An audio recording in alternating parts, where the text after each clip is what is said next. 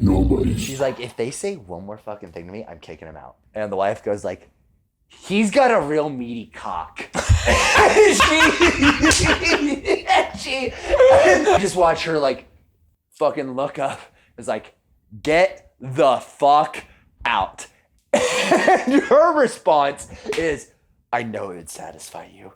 Came out of my blackout night one, just in her. I think everyone can relate to how you like come out of a blackout and you're like, everyone can relate in coming out of the blackout in a swing sesh in her. If you're dating an annoying girl, dude, if you take a painkiller, not only like if your knee hurts, doesn't fix that, but if your like head hurts because it's like it makes inside movements. Have you ever heard of that guy that he was gonna kill himself?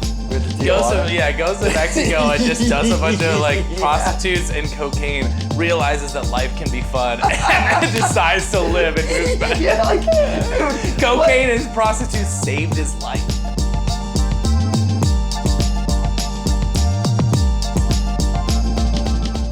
Yeah. And it was sponsored by Pit Vipers. Got a free pair. Is that what those are? No. No, I don't know what Pit Vipers like are. The fucking like Macho Man, like Bret Hart style shades. Oh hell yeah! Just got a free pair of those, and I don't think I can ever beat that.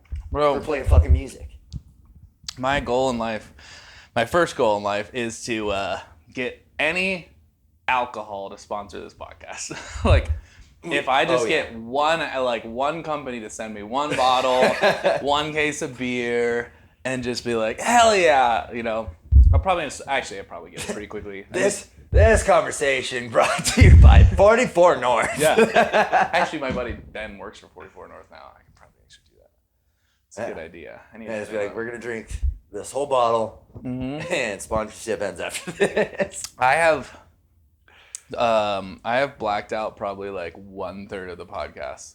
Like by the end, like, do not remember the end. Nice. I'm gonna try not to do that today, but yeah. I mean, I still gotta work today, so that could be really interesting. When are you going? 6. Oh, we got time. Good. Yeah, whatever. I show up there drunk all the time. Bro, you show up no sleep. Yeah. Dude, that one day was so funny. Like, bro, I haven't slept. and then you're like, but I saw Anthony. Looks like he hasn't slept. Yeah, no, I heard Anthony sniffling, and I was like, I'm good. Yeah. He's like, I haven't slept last night. I'm gonna go home. I'm like, do you remember what God. I told you? I was like, dude, I'd rather ask for forgiveness than permission. And then as soon as I got let go, I was like, I shouldn't have done it that way. You know? There was no forgiveness. No, it's whatever. Yeah. Whatever. That place is fun though. I miss shaking. Right? Get a little, shaking cocks. Get a little titty like shake too. Like, right. Oh, that girl I saw last night. I don't know. Like, there's something about a chick girl. A chick girl. Yeah, dude. A chick girl when they're like shaking it like this, and then there's just like a little butt shake. Shake. Yeah, chick girls like that. Chick girls, fucking, especially behind a bar like that, and really know what they're doing. Mm-hmm. I think they're a little more in tune than strippers. Dude, they are. They are. Well, they're a little less drunk too, because strippers get fucking trashed. Oh, I'm guessing, especially Idaho strippers. Yeah. Because a lot of them are love of the game types. Yeah. And I too not shit on strippers because I know and love half of them. Oh yeah. But just having been in Boise strip clubs. Yeah. A lot of them just doing it for the love of the game. Right. Not, for sure. Yeah. You're not trying to like go way up here. Yeah. No, because also you're not making much doing it. I will say, do you go to strip clubs a lot here? I used to live like looking like that. I assume yes, but right. And I'm just trying to get a fucking coke dealer chic here. That's my entire vibe. You're nailing it. I just can't sell cocaine because I'll just do it all the time. Yeah. And I wouldn't sell any of it. Right. So, yeah, that was my struggle. So not the best business model if you're a coke dealer is doing all the product. No. Yeah. I'm like to the point where I'm like, well, I can sell a little of this if I scrape it off the floor. He's like, you can just throw me $5, you can lick the bag. Funny thing about that bag, it's located on my balls. Yeah. Oh yeah. So with this local strip clubs, there's so many times when I go to like other like cities or I meet somebody and they're like, dude, fucking Boise, the strip clubs are terrible. I hate them, blah blah. And I get the sentiment, like compared to Vegas or Portland or wherever, like they're not near as good, right? Even Salt Lake. Yeah. But my what I like about Boise strip clubs is because they're like more chill. I can go in there and just sit at the bar and have a beer or hang out and not feel any sort of like an intense pressure to just drop fucking bands. So I go there and like play pool, and I go there and hang out with like a friend or talk to my friend who's bartending and just like chill. And I really like that about like that's a really fucking good point, because that's honestly like that's more or less what I do when I go to a Boise strip club. Yeah. It's like I think the Torch 2, especially if you can get in for free, like yeah. kind of one of the better, like, just bars. A little spendy. I don't really mean to brag. I hope I have it in there. Oh, I've got like 7 of the free ones, so I'll take more. No, do you have a VIP? No. What's that get you? Free entry. Just for life? Yeah, yeah. Or for the life of this. Apparently, they used to have one in Coeur d'Alene. Really? That's on the card, yeah. Yeah. I feel really important. You got the subscription. Really important. You got the subscription to the strip club. Dude. Strip club plus. Yeah, it's actually really good being broke because I can go in and have one beer, not pay the entry, and leave and still feel good about myself. And you get to see a half-naked chick dancing. Also, you end up like, it's kind of like being, some people don't want to be the big fish in a small pond, but like, I'm the hottest guy there. I mean, there's just like 3 fat guys and me. Yeah. So, like, I have a better chance of taking home a 7 than I would going to Vegas and taking home a 10, you know. 100%. Yeah. And so, actually, funny story about going to strip clubs in Boise. So, our band, I wrote a song called Pole Dancer. Yes. And it's a song about, so it's pretty, like, vague, but, like, there's, like, some clues to, like, the story. To, like, it was inspired by one night I was hanging out at Spearmint. Yeah. And it's a story about a guy that like becomes like obsessed with a stripper and ends up killing her. Little you action. What's up? You. Yeah, a little bit, yeah. But it was just like sitting in there. It's like, and like obviously, like, cause I'll just go in there and play pool and like same situations. Like I'm one of the only like normal dudes in there. Yeah. That's just like not a creep and Right. like honestly, it's the guys that are just throwing ones and are just like just dialed in. Yeah. That are just dialed. Like, just absolutely dialed in.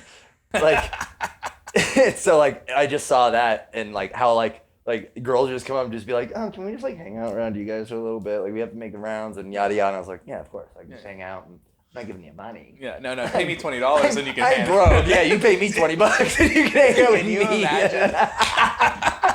The old strip club switcheroo. Yeah, honestly, if you don't have any cash on you, you're gonna have to. Like, throw me $20 and I'll throw you 10. Oh yeah. And then I'll make it look like somebody wants to. Exactly. I'm gonna increase. Yeah.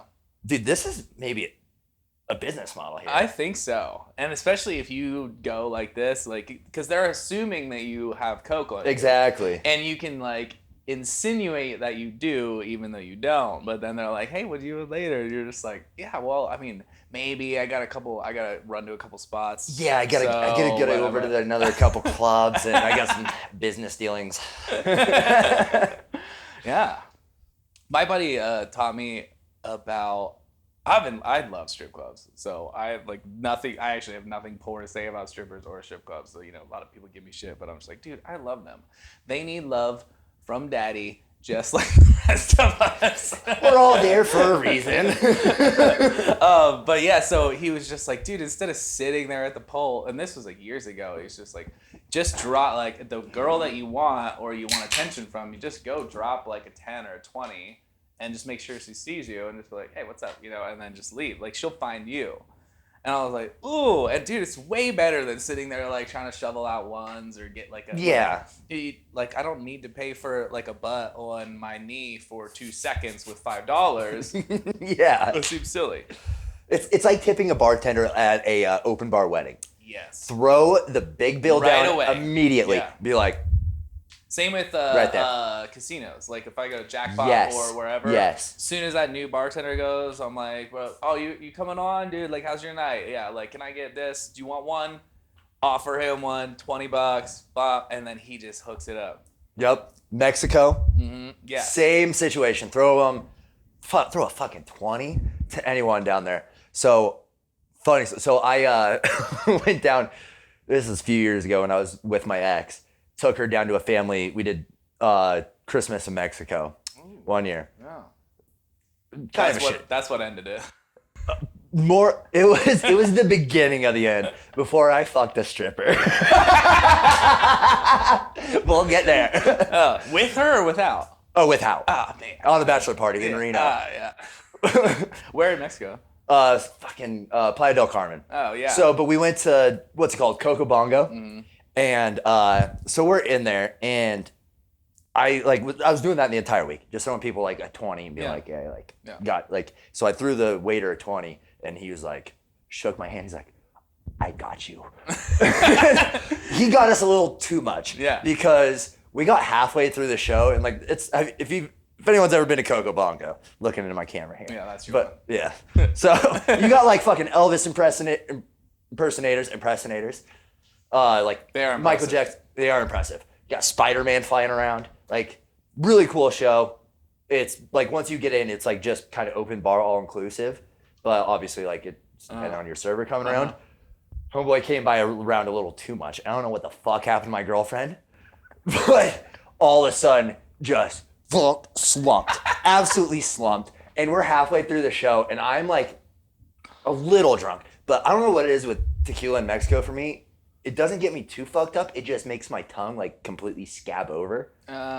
Don't know what it is, but I was like still okay. But she was like, I'm in the middle of fucking Mexico with a dead body girlfriend, and I'm carrying her out of fucking Coco Bongo, like literally fireman carrying, like. Anywhere else, it would like people would be running me down and taking me to jail, even though I'm trying to save her life. Right.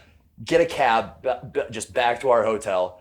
They wouldn't and so it's like guarded. Obviously, like it's a Mexican resort. Yeah. So I was like telling the cab driver, I was like, and this is all with a language barrier. I'm like, dude, you have to get us in because she's like just like slumped. Like I don't know if she's about to choke on her own vomit. Ooh. Like. So we get in, but the rest of that trip, we didn't know, but she was pregnant at the time. So emotions were like kind of high, and I didn't realize this. Yeah. And so next day she woke up and just turned around and punched me like right in the fucking side of the face when like sleeping. She's like, "What the fuck did you do to me last night?" Damn. And I was like, "I saved your life, you dumbass." Yeah. And so naturally, fuck a stripper, you know? Yeah, that was the beginning of the end. It was. Dude, I didn't realize they had multiples. So we went to one in Cancun, and what's wild is like they have all of those characters like all in one night. Like Spider-Man swings through, like they had Kiss playing. Yeah. Like I'm like, while Spider-Man swinging through, I'm like, dude, they're just like taking every like superhero or like major band or just something epic and just throwing it into this show. It's awesome. Yeah, and well, also like so if you kind of think about it, Mexico is like the land of opportunity if you're an entertainer. Yeah. Like because every resort, like they have those entertainment nights and they have like dancing, singing, like a Prince like impersonator. Like if you have aspirations to make a career out of like being a creative, like being born in Mexico is like the golden ticket. That's actually smart to like you could also go there and hone your craft doing something at a resort, getting good at your stage presence, all of your shit, and then you could bring that back to the state or wherever you want to go too. I wonder if they have an affirmative action program in Mexico, like letting Americans do it, or if that's it's a homegrown thing. I think they might. Dude, the thing, Mexico is dope, and I've been there more than any other country, but but I also keep going there because I'm like, well, I don't really want to spend money to go to like Europe or like I love Amsterdam. I've been there once, but it's just way more expensive. But I can get all the same shit for way cheaper in Mexico. I mean, it's a different culture, but it's like, dude, I can spend a week down here. I got the beach. Dude, the strippers and prostitutes are just so cheap. Like it's so cheap. Yeah. And granted, like you gotta have a little savviness down there with like in any foreign country, you know. Yeah. But I don't really have that. I almost got killed once or twice. I mean, I probably did too. Like I bought cocaine off just like I was wandering, like that same trip, just wandering around, just hammered at the resort. And homeboy rolls up in a golf cart. He's like, "Hey, amigo, like hop on, I'll take you." And I'm like, "Fuck yeah, all right, hop on." I'm like stumbling, I was like, "How you doing, man?" And he's like, "Buddy, you like to party? I got you." And he's like, "You want some weed?" I was like, "Dude, because I lived in Denver at the time, so I was like, I brought all that shit down, but if you got anything powdery," catch my drift. And he's like, "Oh yeah. So fucking, I know we're south of the border, but I'm looking to ski. yeah. It's like, I like skiing in Mexico, my guy. So he's like, "I got you."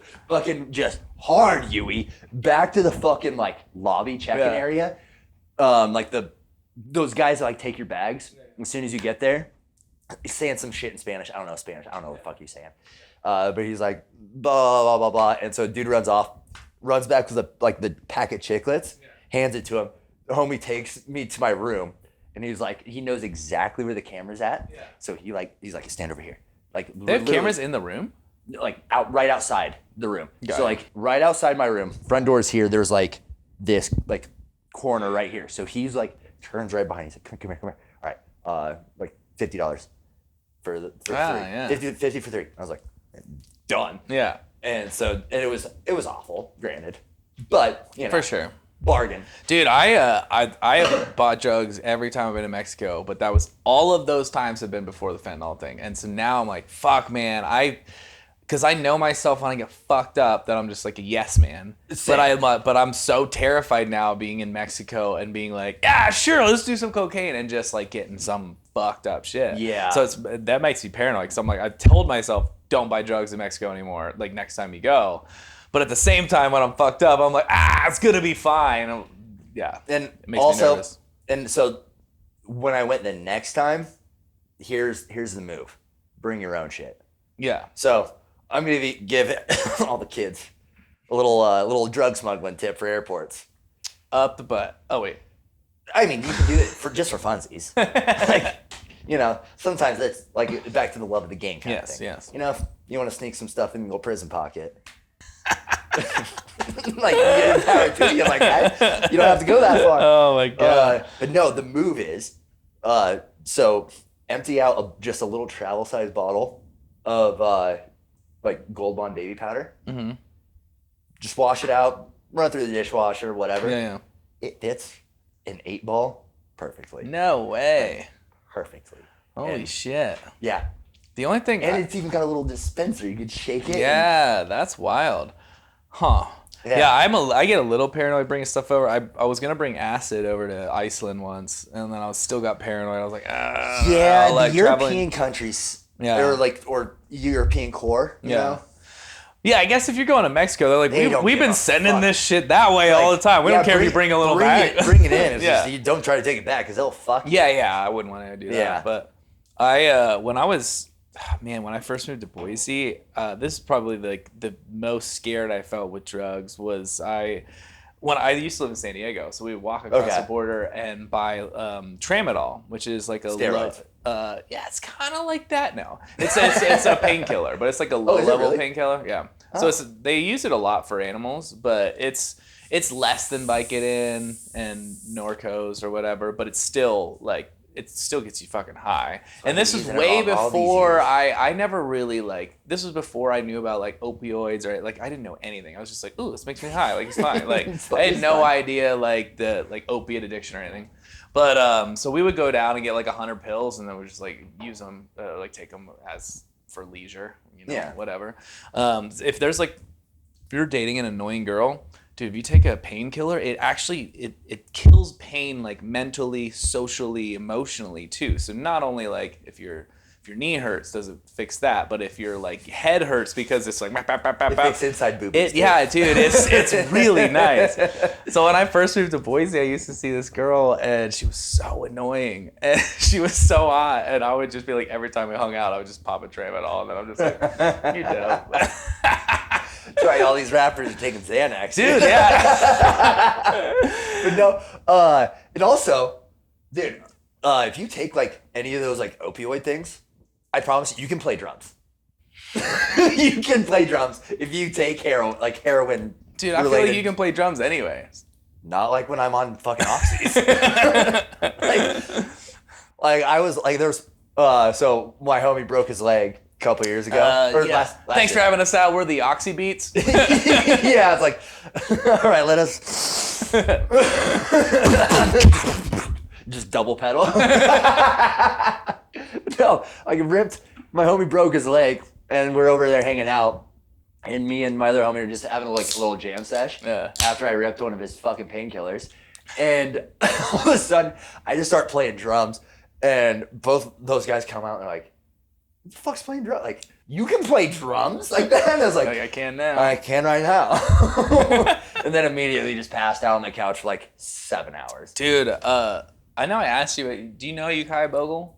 Yes, I actually just officially met him Tuesday. Hell yeah. Yeah. I think he just had a kid, if I'm not mistaken, or they're about to. They're right about to. Yeah. They're right about to. So speaking of, dude, he's an amazing drummer, first off. But like he was an amazing drummer when he played in my band. This is 10 years ago. So he's like phenomenal now. Like he was already really good. Oh, yeah. But he awesome. like we would all just get trashed for shows. And he had this unique ability. I mean, he would be blackout drunk.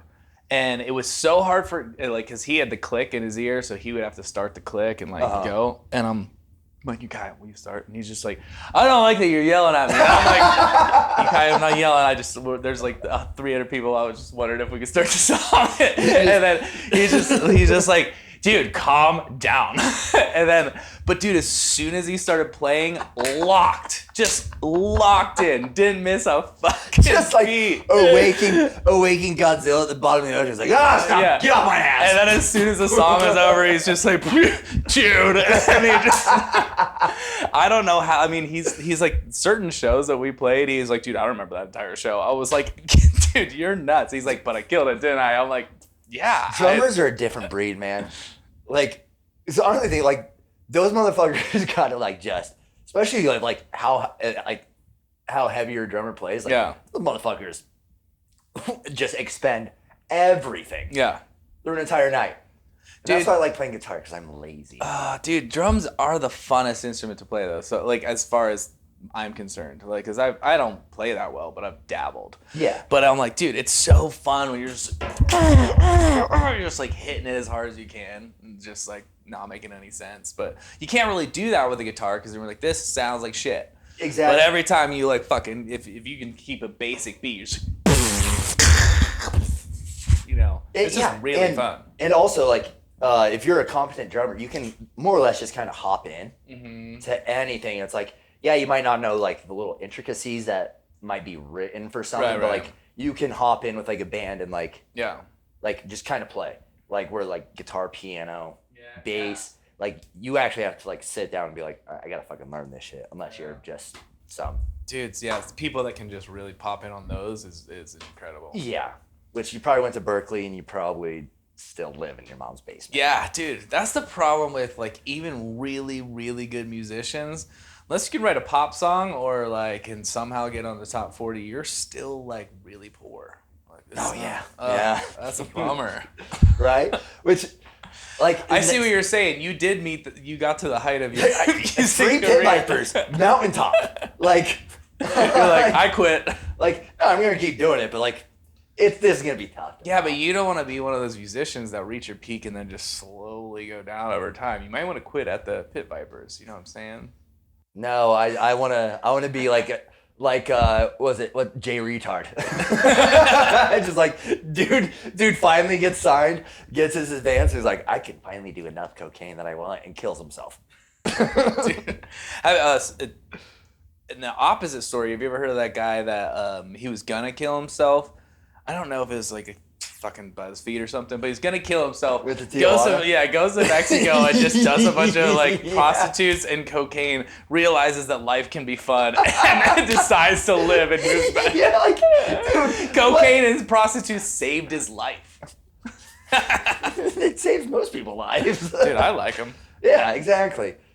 Like little cocaine and prostitutes ever killed anybody. Dude, right? I mean, it might have, but never killed me yet. Yeah, I'm still here. Dude, so speaking of those like stories in fucking Mexico, the last time that I went was in Cabo, and we went for a wedding, and I had bought a bunch of Molly off the street, for like, and so we were just like taking little dabbles around, like just grabbing a couple rocks, putting them on our tongue. This was after this fucking cruise where I like lost my drone in the ocean. We're all fucked up, and I had like, I think it was split into like 2-point bags. Okay. And so I had like I was like just dishing it out, like handing it. We had like 16 people or something, so everybody's getting a little skosh or whatever you call it. And just dash. My buddy Severo, he like, fuck, I gotta stop. Or I gotta remember to not always name drop. We can bleep it. Yeah. Bleep it post. But this is a really good story. He probably wouldn't care. But he's just like, I'm like, hey, I had just opened like the 3rd bag or something. I was like, you want some of this as well? He's like, oh, hell yeah. And he just takes it, goes, just dumps the whole thing. And I was just like, oh. And he's like, what? I was like, that was all the drugs. You just did the whole thing. Dude, he got so high. But so that night, like, so we had like, there was a few of us. We're all like, dude, we're getting some prostitutes in Cabo. Dude, it's like the hottest girls for like $100 or $150. Oh, yeah. It's stupid. And so I like bought these prostitutes to come over to the house, and everybody else was just high as fuck, and I'm just like hanging in the room, couldn't get it up because of the mall. Yeah. But anyway, I ended up asking my buddy to like for more money. I was just like, dude, I'll pay you back. You're in crackhead mode. Dude, very cracky Molly. Like, oh, I gotta get some more, you know. So then these girls are like, well, we're gonna bounce. Like, well, if you want to like hang out with us, we're going back there. So I just like, I'll go with you guys. The Mexican prostitutes. And they all work for the cartel. I mean, obviously. Like, that's obvious. So I think everyone in Mexico does. Yeah, I think so. But I'm like walking out, I'm like, hey guys, I'll see you tomorrow. I'm gonna go with these girls. And they're like, I don't think that's a good idea, John. And we're in like one of the gated communities as well. And so I'm like, no, it's gonna be fine. So we get this. Well, we're definitely leaving it. So I was like, I'll just get more cash on the way. And so get an Uber. We go like halfway to back into the city. And we stop by this ATM, and I walk up, and it's like this blur of a night. And I just remember walking up to the ATM and like grabbing my pockets. I was like, oh, fuck, I don't have my wallet. And I'm just like, I turn around, I go back into the cab. I'm like, yeah, so I don't have my wallet. We got to go back. And this bitch just starts like, what the fuck? You're wasting my time, and blah, blah, blah. And we ended up going back because the other girl forgot her jacket. And this girl's screaming at me, and some of my friends are Mexican. They came out and they're like trying to calm her down. She's like, "I'm gonna call the cartel. They're gonna come fuck you guys up." And I was just like, "I don't want that. Please don't." Like we can figure this I'm out. sure that every girl threatens that, but yeah. Regardless, I ended up getting back to the Airbnb and not going to the thing, which is probably for the best. Yeah. So, but I was like, man, I could have gotten some serious like fucking trouble, like just being fucked up and stupid. Well, yeah. Yeah, that makes me nervous. So I want to segue Mexico into something I want to talk about, because I told you this story. Obviously, listeners don't know this, but the swingers that my friends in Mexico, they just got into swinging. And I came out of my it was at my friend's wedding at another resort, and came out of my blackout night one just in her. I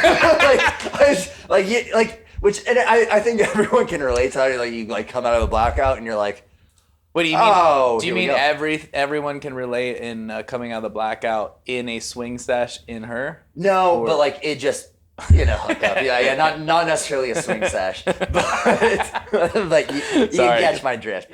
But yeah. So, anyways, but what I want to talk about is these people that because it's like I think there's like amount of money that people start to make where it's like, let's be swingers, and it's so funny because there's like this lack of tact and like approach to it. Because I think these people have been together so long, they forget what it's like to approach people to fuck them. Yeah. And so it happened last night. Oh. Hap. So that is a place for it. It really is. I feel like that. It 100% is. So that's one of the reasons I'm bummed I'm not there. I know. Sorry, but it's okay, dude. So this couple has been coming in. They came in 2 nights in a row. It would have been Thursday night and last night, Friday. So first off, homegirl, the wife, Thursday night comes in and she's like, do you know how to make an old fashioned? And I mean, I'm dressed like this. Like, I wear this shit at work. Duh. Like, because that's where I'm headed after this. But I was like, so, and I'm just too much of a smart ass. I'm like, no, what the fuck is that? What's an old fashioned? Yeah. And she's like, oh, well, thank you for being honest. Blah, blah. Do you have Crown Apple? And I was like, no, we don't have, like, this is a rooftop cocktail bar. You think we have Crown Apple? And so I was like, I can make you an old fashioned. I'm fucking with you. Like, I'd make a pretty good old fashioned. Yeah. And so I make her the old fashioned. She immediately starts talking shit about it. Like, I'm not gonna say I make the best old fashioned in the world, but I know my old fashioned is fucking good. So she starts talking shit. And I'm just like, you know what? Whatever. Like, hope you're nice as lovely as you are. Yeah. And so they're gone. Don't even think twice. They come back in the next night. And she's like, and they're kind of like on the same shit. It's her and her husband sitting at the bar. And at this point, I'm just like, because I know they tip like shit too. Yeah. So I'm just like also giving her shit. And I was like, yeah. And she's like, yeah, the old fashioned you made last night just wasn't very good. I was like, no, I get it. Like, you asked me for Crown Apple. Yeah. And so, like, I understand where you're coming from because I thought I was too old for that at 14 years old. Yeah. And whoop, right over the head. Right. And Did he get it at least? Because sometimes, like, the dude gets it. Like, yeah. Oh, yeah. He got it. And he was like, oh, she always talks out of her ass. And I was like, yeah, I bet. But anyways. What else comes out of there? Yeah, right. Or what goes in. But anyways, so they're sitting there and it's me and Morgan working. Yeah. Like, we're the only two bartenders.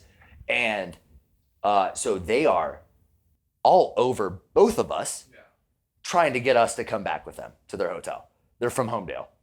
And I was like, you white trash. That is going to be the hottest swing session that Homedale's ever seen. Like, well, also, lesson for anyone out there that's trying to become a swinger. A, be nice to the people you're trying to fuck. I know you've been married, whatever, for so long that it's like you're just shitty to the other person and you still have sex. Doesn't happen like that in the regular world. You need to be nice to people if you want to fuck them. Especially if you're going for the younger, hotter ones, you know. Well, yeah, and they're like, yeah, come fuck my wife. Yeah, like, she's mean to you, but fuck her, you know? And so, like, but the dude is like hounding Morgan. She's like, give me your number. Give me your number. Give me your number. Like, and she's like, no. Dude, she's just as big a shit talker as you, so. Oh, exactly. Yeah. Oh, we're getting there. So she comes over to me and she's like, and because they're like both like, you gotta come back with us, blah, blah. And I was like, and they're like trying to get me to do more buttons undone because, you know, fucking whatever. And I was like, you can throw me $100 cash right now if you want me to undo. Yeah, that dude. Like, yes. So toss me a Benji, you know, like, and I'm. Give me a little Benjamin for that button. Yeah, the Benjamin buttons. Nice. But no, so they're like being obnoxious and shitty, and then they're just demanding we fucking come back with them. Like, I get that you guys have just realized that you can fuck other people and like it turns you on a little bit, but you're like, have you ever done this before? No. Has this ever worked? And so that's like the thought I'm like the experiences I'm connecting. Yeah. Just having, apparently being that guy for that couple, I'm just like the entry into swinging for some people. Yeah. It's just like they forget how to fucking. You have like a sign on your head. It's just... Apparently, like Harry Potter or something. He's like, he's the chosen one. But so Morgan is like pissed at them, like just really upset. And then so she's like, if they say one more fucking thing to me, I'm kicking them out. Yeah. And she's like over there like shutting down the well. And the wife goes like, he's got a real meaty cock. It was literally not like unprovoked at all. Unprovoked. She's like cleaning, and she just goes, "He's got a meaty cock." And like, so she immediately. I watched the entire thing happen, and I just watched her like fucking look up. It's like, get the fuck out. And her response is, I know it would satisfy you. Oh my God. She just goes off on him. Oh, it was man. Oh, it was absolutely brutal, and it was so fucking awkward. And like that's like How long did it take you to get him out then after like that? They left. They left. Like she lost it. Like I was glad she kicked him out because I didn't really. Yeah. I didn't want to. Dude, it does suck I kicking didn't people feel like out, that man. confrontation. But like, dude, Damn. and so like, dude, it's these people that like just start going into swinging that have like no sense of like how they come across. No It's couth, no sensibility. No. Yeah. It's like, honestly, it's like the really old ones, the ones that like just kind of live in Key West. How old do you think they were? Like middle age or like yeah, upper? mid 40s to maybe early 50s, like that range. Like that pretty much like right when you start doing this swinging thing. Yeah. And they're from Homedale. So I was like, yo, you two are coming up to Boise, maybe doing a little bit of cocaine for the first time, or maybe you guys just got into doing some drugs and you're like, oh, let's fuck other people. See, I feel like if you're gonna be those people, you need to move to a bigger city and like find that community, and then because you can be really aggressive with people that are already in that space, right? Like, but it's always like that 50-year-old, like 45, 50-year-old, like you find other swingers that like then you can be pretty aggressive and get away with it. Right. Like, if you're talking to some like, mid-20s people that they're just like, bro, I mean, you gotta have a bartender. You gotta have a lot more to offer than just meaty cock. Right, yeah. Bro. Like Morgan gets like 10 meaty cock offers a night. Like, you think she's gonna take yours? me too.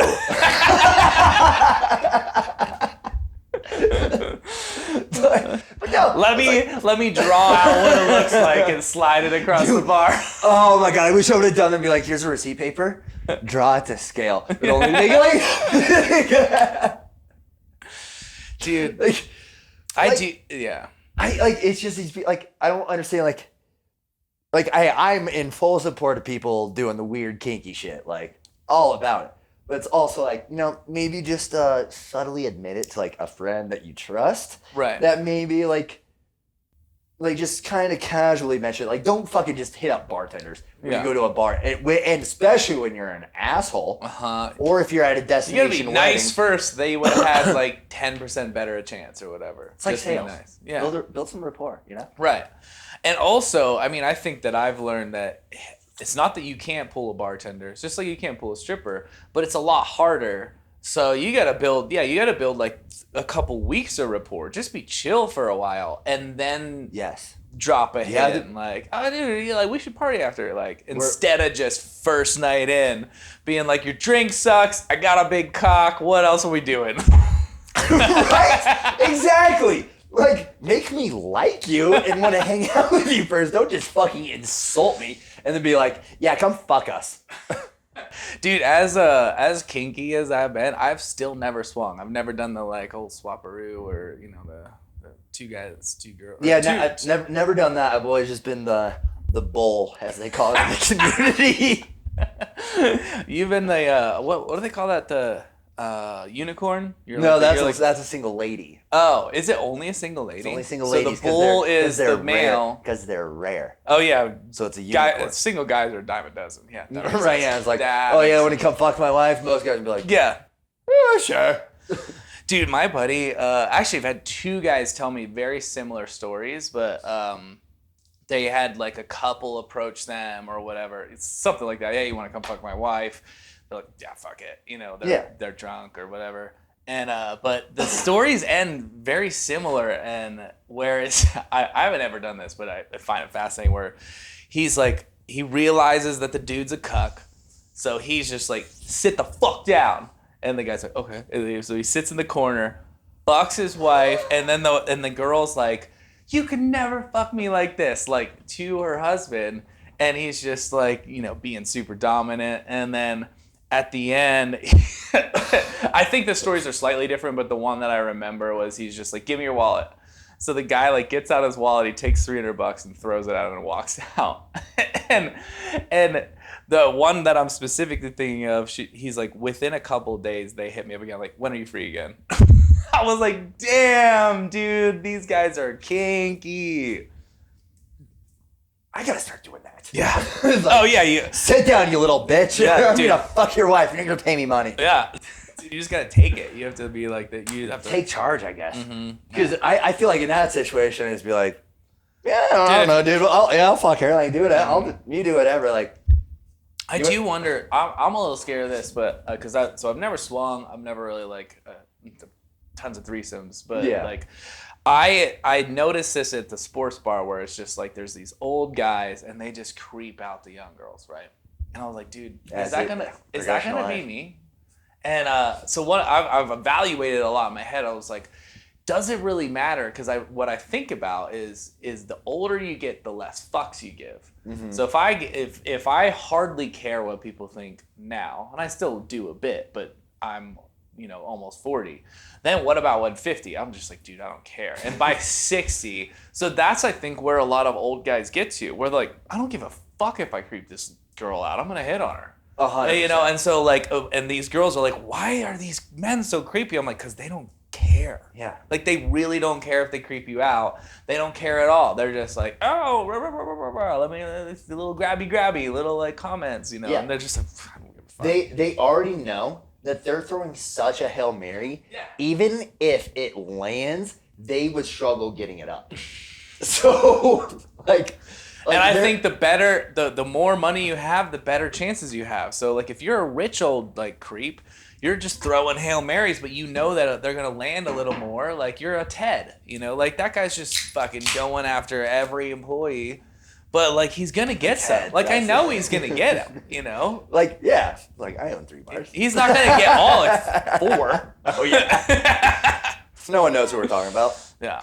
But, yeah, like, it's not just him. Like, dude, most bar owners, you get a little of that power. You get people working under you. You get some of those girls that like the power. It starts to, like... Well, it's like the whole sugar daddy culture. It's like, dude, I can't...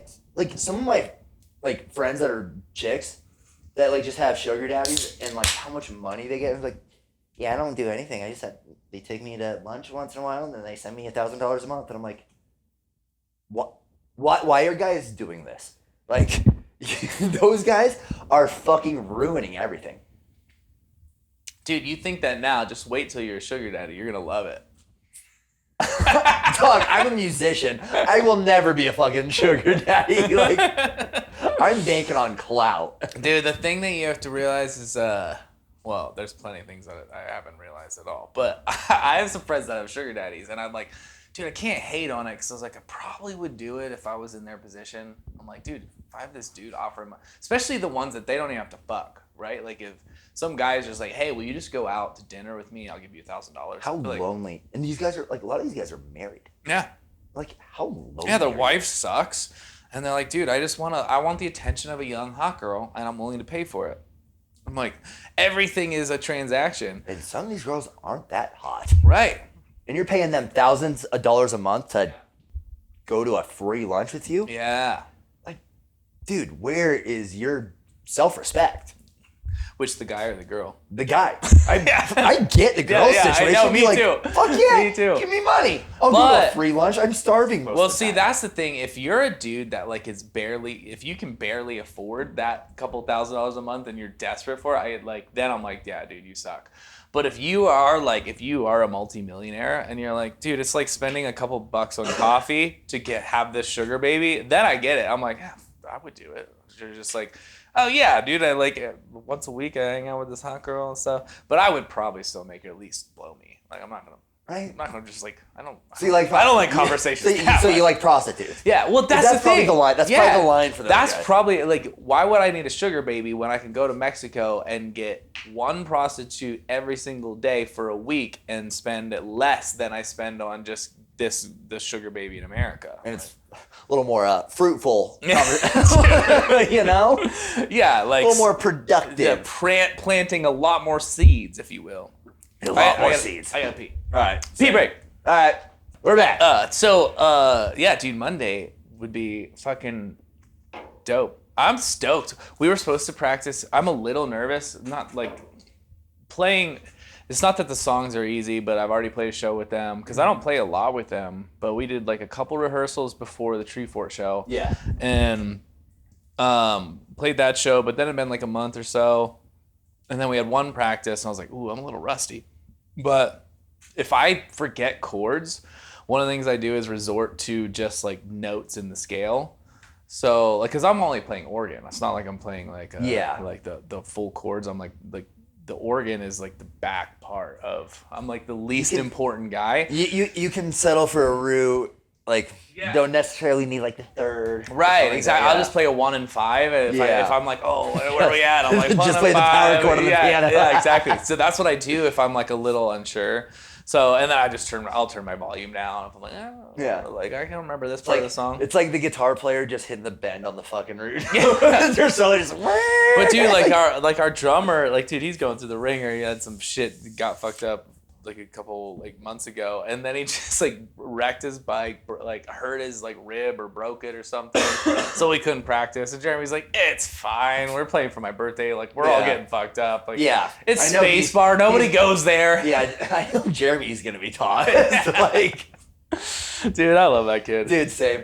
He fucking cracks me. He's the man. Dude, it's crazy. So he's been on the podcast, but him and I like lived together like 12 years ago. And I don't remember him being so funny. Like, but he cracks me the fuck up now. Like, he's really funny. But I just don't, like, he probably was before. I just don't remember it. But, like, we didn't really hang out as much either. But, dude, he's so funny. He cracks me up all the time. And when we started working together, I was like, dude, this is dope. Like, it's just, like, hilarious. Well, I think he's kind of like, and Jeremy himself is, like, admitted, like, he's, like, more like an introverted person. Yeah. So as he like gets to know you and gets comfortable with like you really get to know him, and he's the fucking best. I love him. Jeremy, fucking love you, dude. Yeah. Shout out to Jeremy. Shout out to Jeremy. Yeah. Yeah, and if you are listening to this, well, nobody's gonna be listening to this by that time. I actually probably won't release this by then.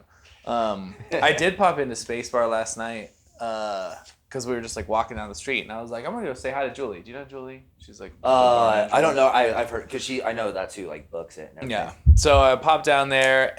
It was funny. It was me and Cinda, and we were like waiting on some friends. We were gonna go out for my friend's birthday, and we just left Mai Tai. So I was like, let's go say hi to Julie. So we run down there. She's standing right by like the door, and I was like, what's up, dude? And she's like, hey. She's like, put them on the list, and then walks away. And I was like, no, I'm not coming in, because there was like a show. There was like a rapper or something. Oh yeah. But so she wouldn't even like say hi to me. She's just like looks at me. She's like, oh, put them on the list, and then runs away. I was like, no, I just want to say hi. I just want to talk to I'll see you Monday.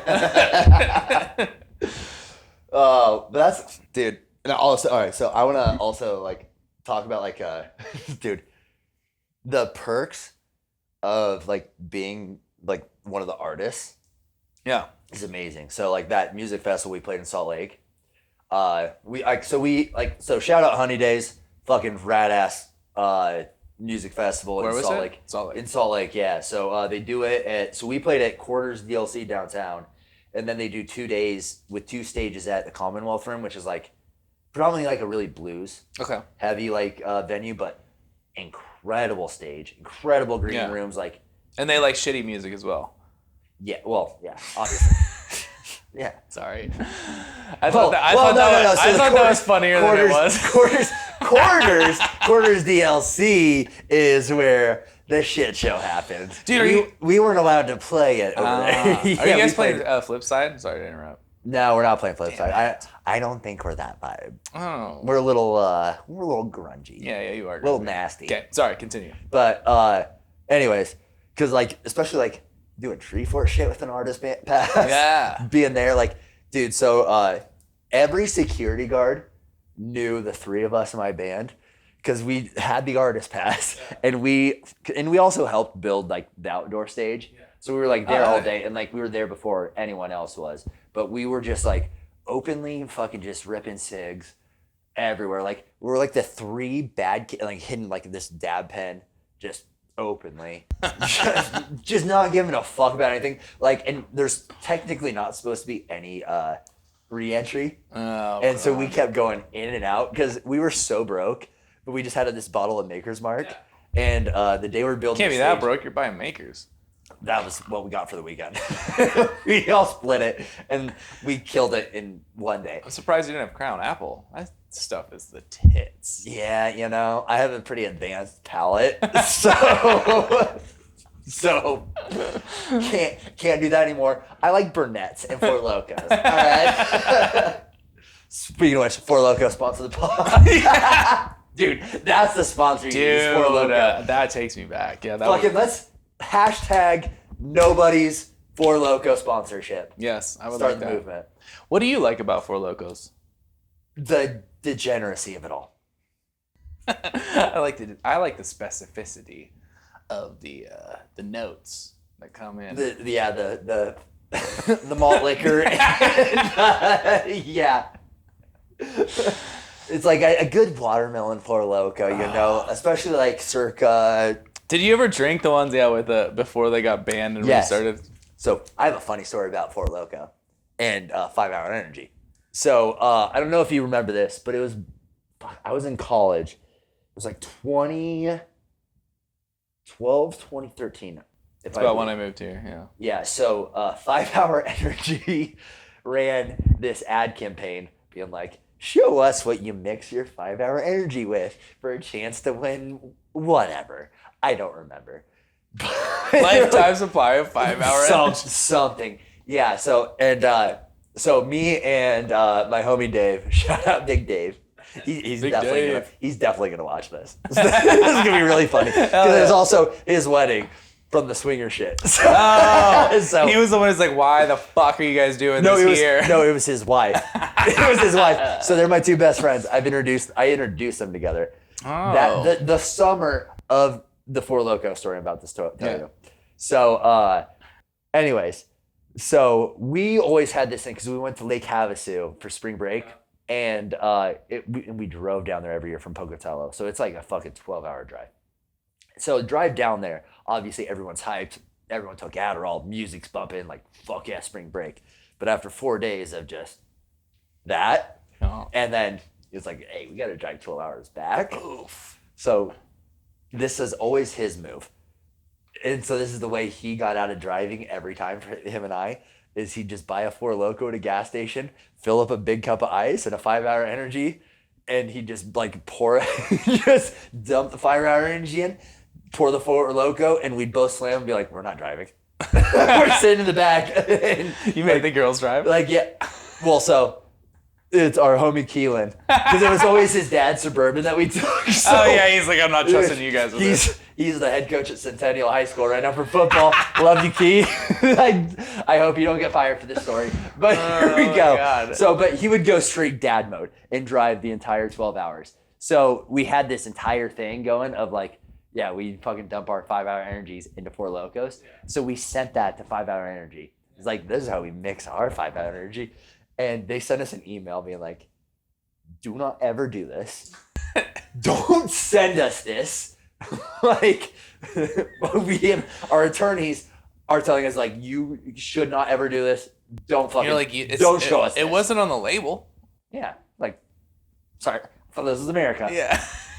Fucking sue me. Dude, it was wild that that they got pulled from the shelves for a bit because they had too much caffeine mixed with the booze. They're obviously back, but they just, there's still just as much booze. It's just like less energy or whatever. But Well, there's no caffeine in it. right, but yeah. So that whole debacle was crazy. But dude, those things were wild. They're very terrible. They taste atrocious. But I was poor in San Diego, drinking I only had $5 to get drunk. Yeah. And I could get blasted on 2 Four Locos.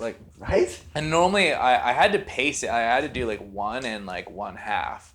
And then go to the bars, and I could be out all night and have one beer. Because if I had 2 of them, I'd black out. Two was a blackout. 2 for sure. Yeah. Because I went through a real, right before my 29th birthday. So 2 years ago, it was dark time, and I was just crushing Four Locos. Because I was because I worked in the software industry right out of college for 4 years. The what? the software industry. Oh, I was selling software. corporate software. Yeah. Kept getting fired because I wouldn't do anything. So I'd have a job for a year, and then they'd fire me. It was like, you actually haven't made a legitimate phone call. And fucking, like you actually call one dude that never buys anything, but you guys just talk for 30 minutes. And you're just driving up your talk time. Have you ever just dialed random numbers and just like wait for it to go beep, beep, No. beep? Oh, so what I would do is I would go through like fucking like the shit list and just find disconnected numbers. Yeah. And so I'd call like the same like 50 numbers every day. There was like, this number is disconnected. Yeah. And be like, I'm calling them 7 times. Like, so I do that to all of them and be like, oh, Ty was the highest call count at 105. I'm like, dude, I couldn't get a hold of them, man. These guys are busy. like, I know these guys want to buy. Dude. And I was the king. So like, especially in sales, in that world, it's like, like you sit down with your manager and you talk about your pipeline. Yeah. It's like, all right, where's this deal at? Like, you have like $30,000 in your monthly pipeline. Like, where's this at? And I was just the king of being like, you know what? So they got like, they're going through a tough time. Owner's daughter just died. Crazy story. Dude. Hepatitis. and I just bullshit. And I don't know if any of them actually believe. I don't know how I stuck around for so long. I was literally showing up, collecting a paycheck, and listening to Spotify all day. Yeah. Dude, I've done similar shit. Like I remember like we had our daily minimum calls. Like I wasn't selling software, but I was selling websites. But so you had your base pay. I would make more if I were to sell a couple, but I could never. But it like started over every week, so I could never get to my weekly thing. So I was at some point I was just like, fuck it. And then so I would still get the base pay, and I was like, dude, I'm just like hanging out. But I would like call my own number or like call random numbers and leave it up to get the talk time up. Leave yourself like a 30-minute voicemail. Yeah, do shit like that. And then I would call all the busy numbers or just like hang up before they even picked up just to get my calls up. And then I remember pacing the room, just pretending to talk, just being like, yeah, this is like crazy. I'm just so over this job right now. You walk everywhere fast, like you're stressed. Like, dude, I was doing the same move. And sure enough, a year in, they're like, yeah, we don't really think you're doing anything. Here's a performance plan. And I'm like, I've already found a new job. I'm out. Good for you. Dude, the one thing about that one is that I don't know how I did this, but we had to get 6 sales a month to keep our job, which wasn't that much. Like, it was like $300 websites. But this was during 2009, during the crash, when like everyone was poor, right? Okay. So, but if we didn't get it the first month, we had to get a second month where we get fired. So I stayed at that job for about a year. But there was this 1 month, I had 1 sale on my second month. And it was like down to the last Saturday, and they're like, dude, if you don't get 5 sales, it was a Friday, if you don't get 5 sales, we gotta let you go.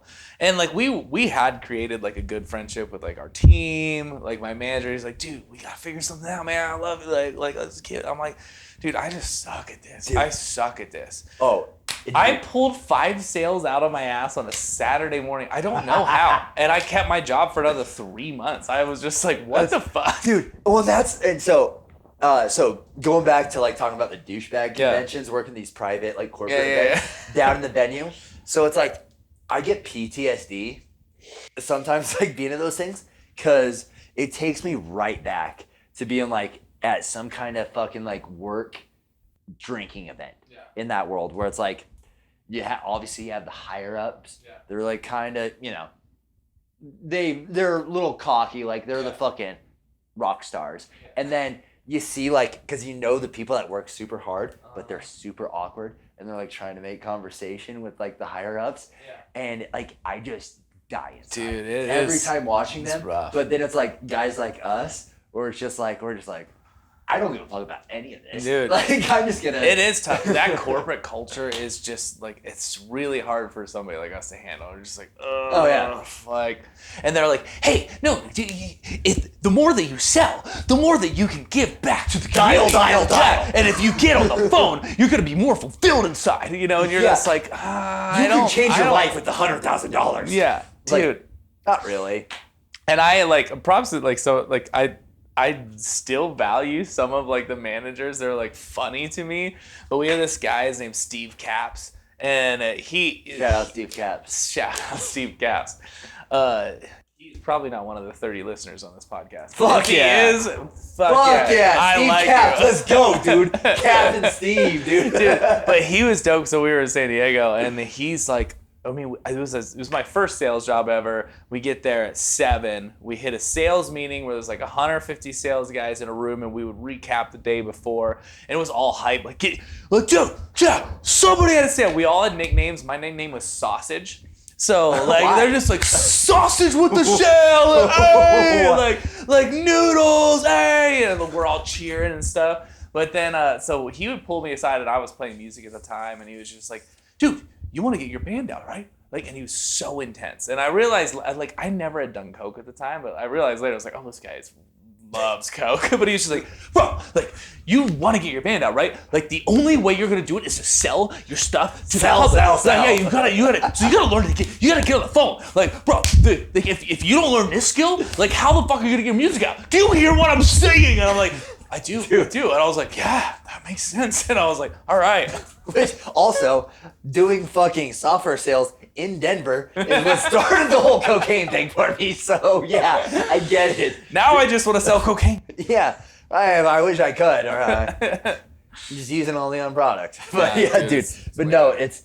I mean, like, granted, like, that whole thing was such a learning experience. Like, I think everyone should work in the service industry for a year.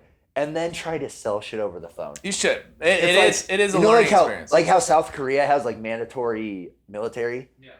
The United States needs to implement like, hey, before you can go to college, you work in the service industry. Yeah. At Applebee's. At Applebee's, and then you go sell shitty software to low-level insurance agents. Dude, do you know some of the best? I think those skills have helped me as much as I hated that job. Yeah. I could shit on it all day, and I really did hate it. But, like, I did learn a good bit. Like, I don't want to be that person. But, like, it helped me with girls. Like, I learned, like, one of the things that Steve Cap said, he's like, last night I went out to PB, I just grabbed girls and made out with them.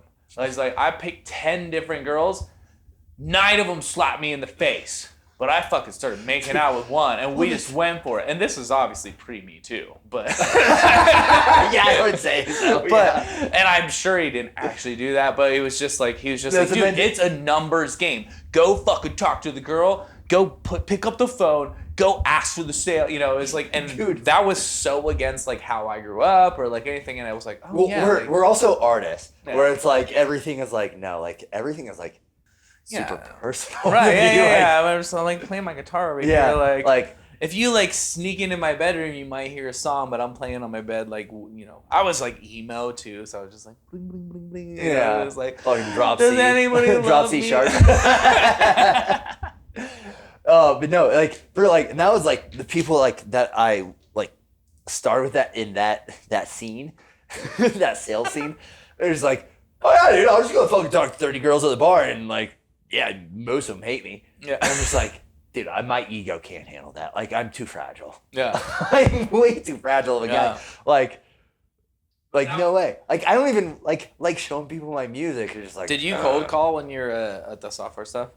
Oh, it was all cold call. So that was another lesson I learned was just like the value of like getting told no over. Like, I obviously didn't always like fuck around with the numbers. Like, I did legitimate dial for a while. But I'm like, dude, you do get used to just being like, dude, stop calling. You're like, fuck. Like, I made that guy mad. But, like, after the, like, 600th or 6,000th, you're like, yeah, dude, I don't really care if he says no to me. You know, like, and so that did help me in my life. Yeah. You're just like, hey, you're like, hey, I want to introduce myself. It's like, get the fuck out of here. Like, okay. Yeah. Like, so it helped, like, develop a callus for no's. Where, you know, like now if I try with a girl and she's just like, get the fuck out of here. I'm like, dude, that was funny. And so I, like, for me, like, I was never able to get over that until I started doing stand-up and bombed. Dude, And then I just started fucking thinking, like, every time I bombed, I was like, yeah, fuck it, get fucked up. Are you still doing it? No, because the Boise scene only does. So due to work, the only night I'd be able to do here would be Monday nights, and that's band day. Like that's like all my bands rehearse on Mondays. Like, I can't go do it. Because ever since you and I had that conversation, because I didn't realize you did it, and then you showed me that, and I had been, dude, I follow so many comedians on like podcasts and stuff, and I was like, dude, I kind of want to try it. And I've wanted to for years, and I don't know if I wanted to do it for a future or just to learn some of that, like being in front of people and also like not giving a fuck if I bail or bomb, but I've never done it, so I'm like, dude, I need to try it. You should. So, I really want you to try it. So there's like, I think there's Karuva Kava that does it, and I think Mad Swede does it. Yeah, so Mad Swede's like the main hub for the local open mic. Voodoo Cellars has it on Wednesday nights. Okay, yeah, I want to try it out. I think because I get some good bits from just this. Yeah. And then I like look through. I'm like, dude, I could create a bit out of that. So I just need to start working on a little bit. Yeah. Like, dude, there's 100%. And I just need to work it out a little bit, and then like do 3 bits. It gets me 5 minutes or whatever. But yeah, it's also good practice, just like getting in front of people, getting rejected, having people not laugh, and be like, oh, you know. Well, like, so I want to. Then also like, there's kind of this switch that like. I don't know, at least for me, like I went up there and like was like nervous and like you're trying to impress people, but then like for me at least, like whenever I go back to it, my mentality is like, who can I piss off? Yeah. Like I'm like I want to turn heel. Yeah. Like because I'm getting back into wrestling. So like you're gonna wrestle or no, like watching wrestling. Okay. Like I'm getting back into like watching wrestling. Isn't there a new movie or a show called The Heel? I just saw it recently, but yeah. I don't know, but like I'm just getting back into wrestling, and I was like, who can I fucking upset? But the nice thing is that can be funny because if you have a diverse audience, if you piss off that guy in the corner, these 40 other people are gonna laugh at that, right? Like so that actually becomes funny.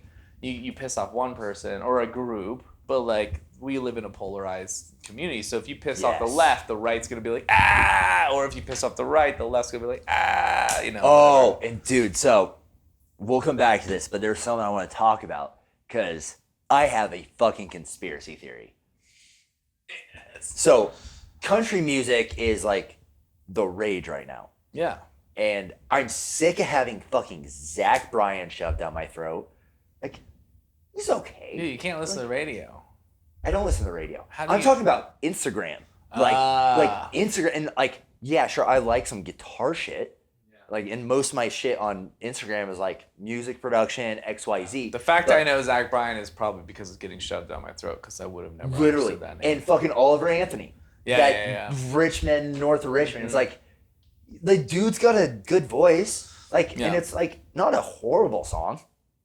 And I don't like disagree with like the overall sentiment of it. Like it just seems like a very average, like you could go to fucking some bumfuck town in West Virginia and probably hear that guy playing any shithole bar in Morgantown or whatever fucking town is in and West there's Virginia. Probably at least 1,000, if not 10,000 dudes that have that good a voice and have that kind of song.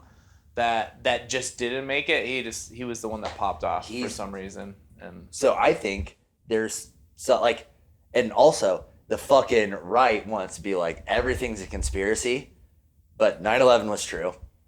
Which also 9/11, forget about it. I don't know what is that? I don't remember. Man, I mean either.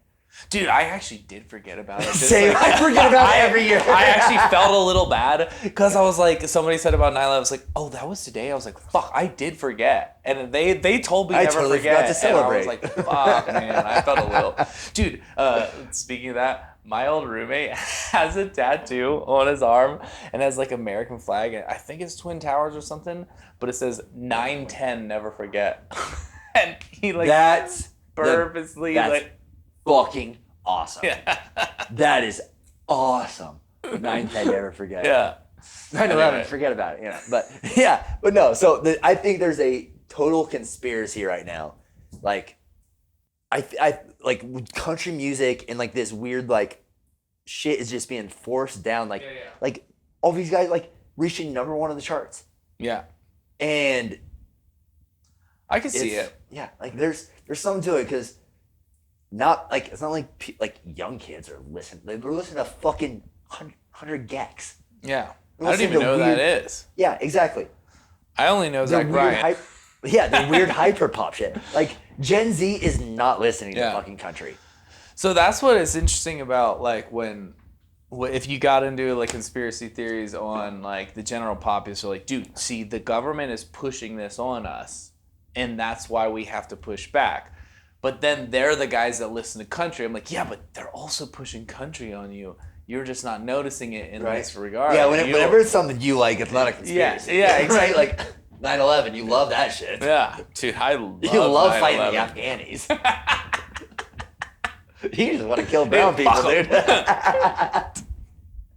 Have you dude, my friend, Cinda, she's from South Korea, and we were just talking about this morning, but we were talking about Rambo, and what do they call, oh, she said something about Charlie.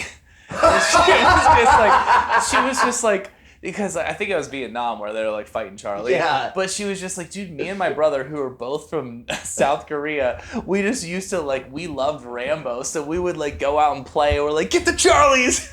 And I was like, dude, you're fighting your own kind. Like, what? It was wild. But like, it is funny to hear, like, I don't know where I was going with this, but dude, that's like fucking hilarious. These like meta racisms or something. Like, it's just like, yeah, shit that just becomes part of the cultural zeitgeist that you're like, the kids don't understand. Yeah, she told me last night, this is another funny thing. So she grew up in Weezer. And, oh, no shit? Yeah, so she's very, like, I mean, just like that's all she knew was Weezer, but she was adopted from North Korea. And she was saying that, like, in college, people would call her kimchi, which is incredibly racist if you know, like where it's from. She didn't know what kimchi was. So where is kimchi from? It's somewhere from the Orient.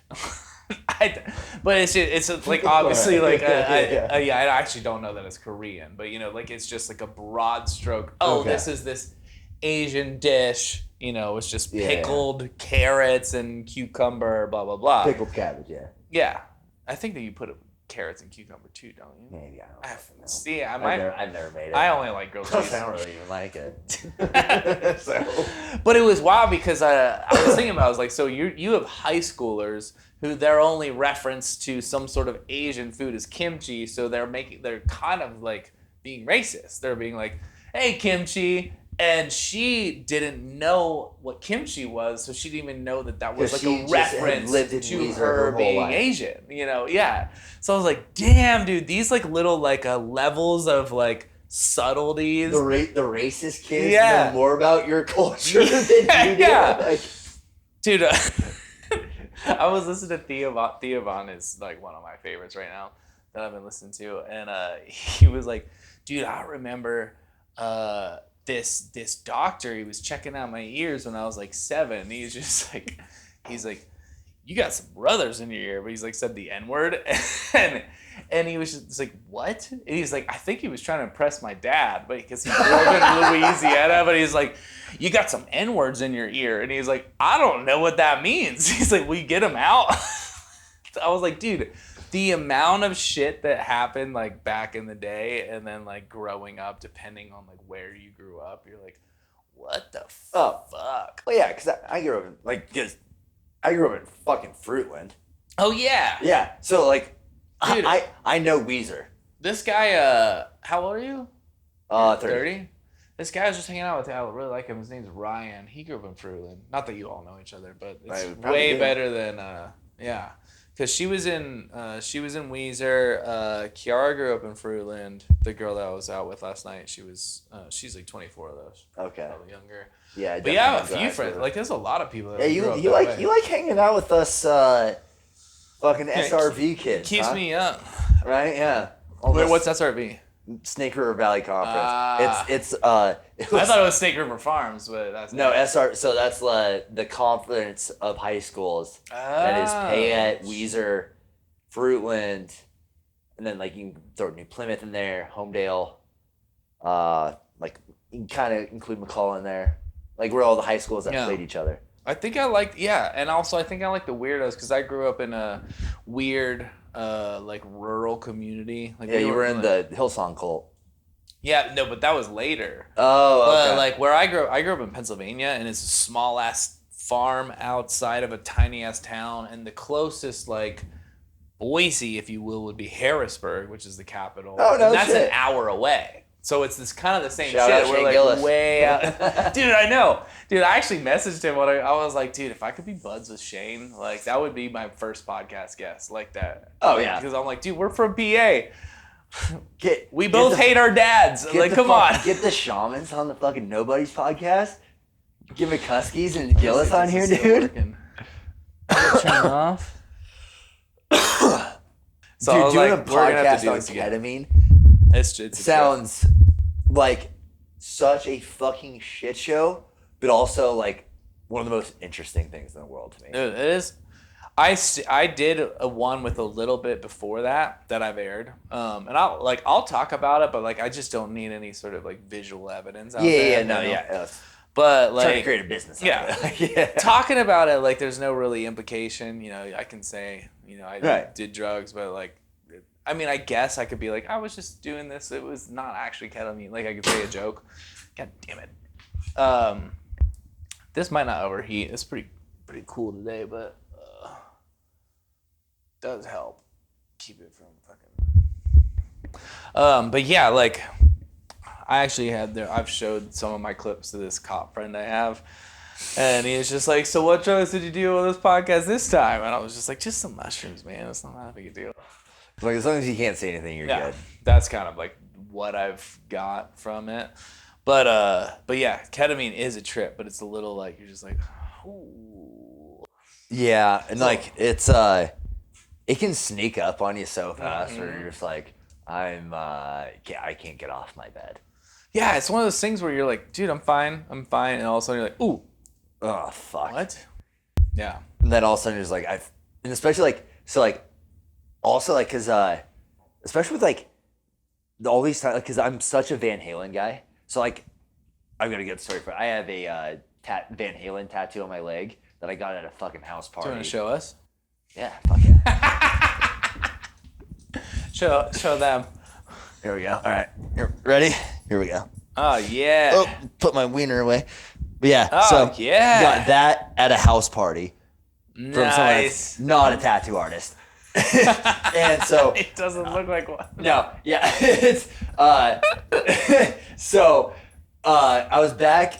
It was after I moved, like, so it was the COVID year, and I went back to visit Denver. Yeah. Went to see some friends, and Jesus Christ, this is a fucking shit show right now. Oh, you put it in your button.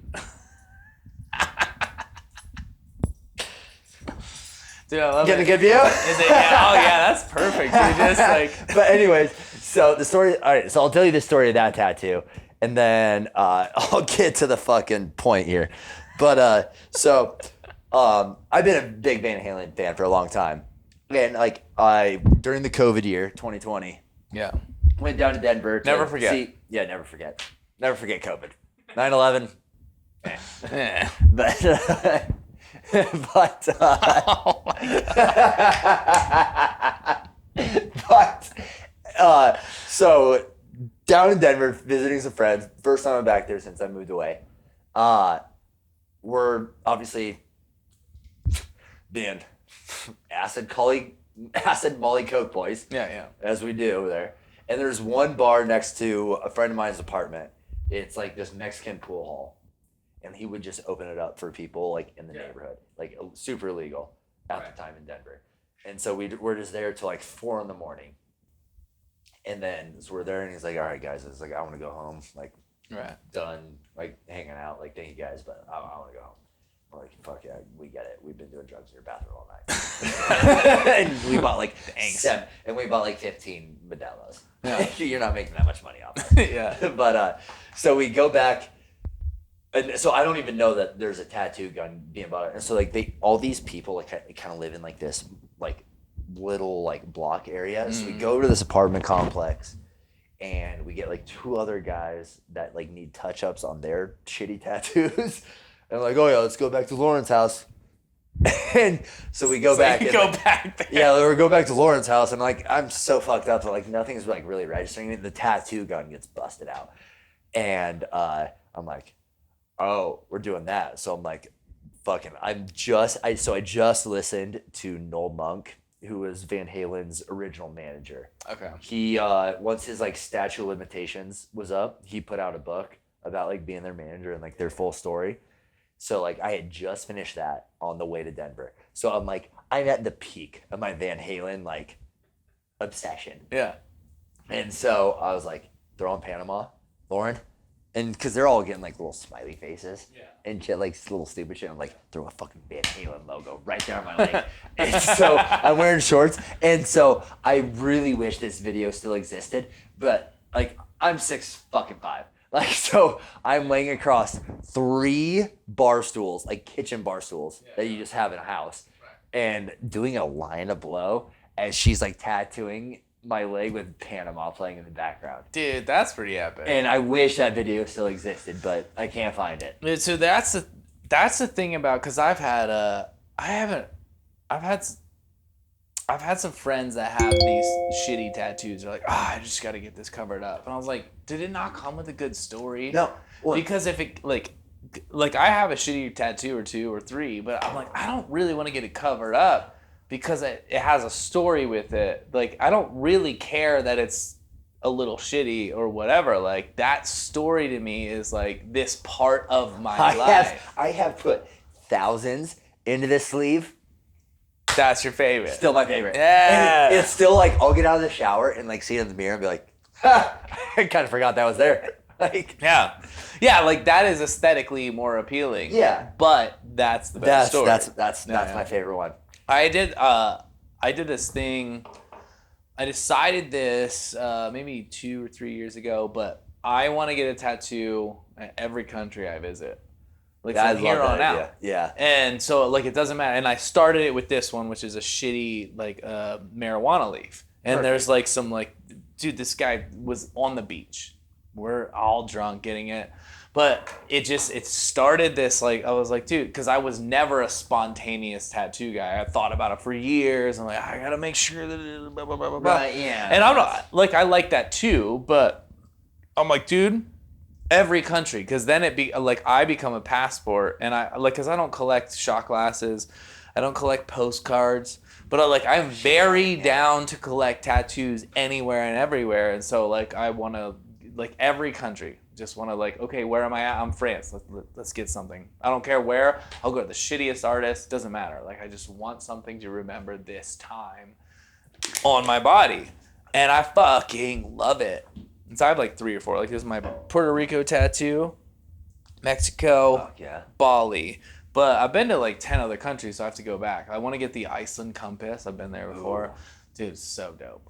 But like, yeah, so like if I go to fucking England, I'm going to get something. Just like getting drunk. Fish and chips. Yeah, dude, whatever. I really don't care. Like just get it somewhere. Like, dude, yeah, this is when I was in England. Like, well, especially because like, especially when you have like very visible tattoos, people always ask me like, oh, what's the story?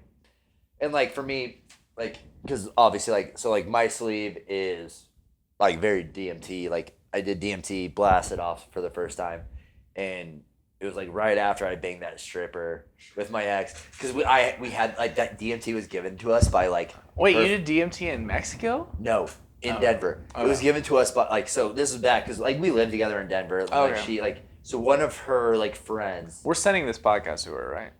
Obviously. Fuck yeah. Yeah. What up, Leah? Shout out to Leah. Shout out, Leah. Anyway, but yeah. So, but after that, well, and so like after that happened, and I was going through that, my parents got divorced literally a month later. So then I literally went through this period. So like I had this DMT, and her and I were like sitting on it, like, oh, we'll find the right time. And then I took it in the divorce. And so I paid my settlement, alimony, if you will. So like I had this DMT in there, and I was just like, my parents just got divorced. And like I was going through this breakup, having this whole existential crisis. And also I had just gotten back from my first EDC. And so like I always had like, so when I first moved to Denver, like music really got put on the back burner. Yeah. Because like through high school, college, like because I played college football, right?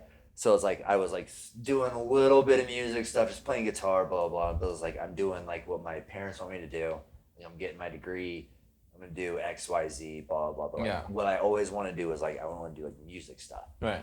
And so then I moved to Denver, and I was like really chasing the dollar, and like had her, and she was like really not supportive of me doing like anything musically. Right. And so she wanted that dollar. Yeah. Yeah. she grew up rich. But she grew up rich. So but anyways, so I was going through this whole existential crisis. Like I came back from EDC and I like saw everything as like I have like this like I couldn't articulate what it was in my brain, but I was like whatever these things are, it's like I want to be a part of this. Yeah. It's like whether it's like I want to be part of like tours, like just putting us on like this. Yeah. Like that's the happiest I've ever been. And granted, probably the amount of drugs I did made me a little more depressed, but that's besides the point. I was really happy on that fucking gram of Molly. Yeah, it was real the good. fucking yeah, all the drugs I did. Yeah, I was really happy the whole time. But like, there's it's not to discount. I've been around the block enough to know a drug depression from an existential crisis. Right. So like, I recognize that. And so I was sitting there alone in my apartment one night, just like really in it. And I was like, you know what? Fuck it. I'm just going to do this DMT. Fuck it.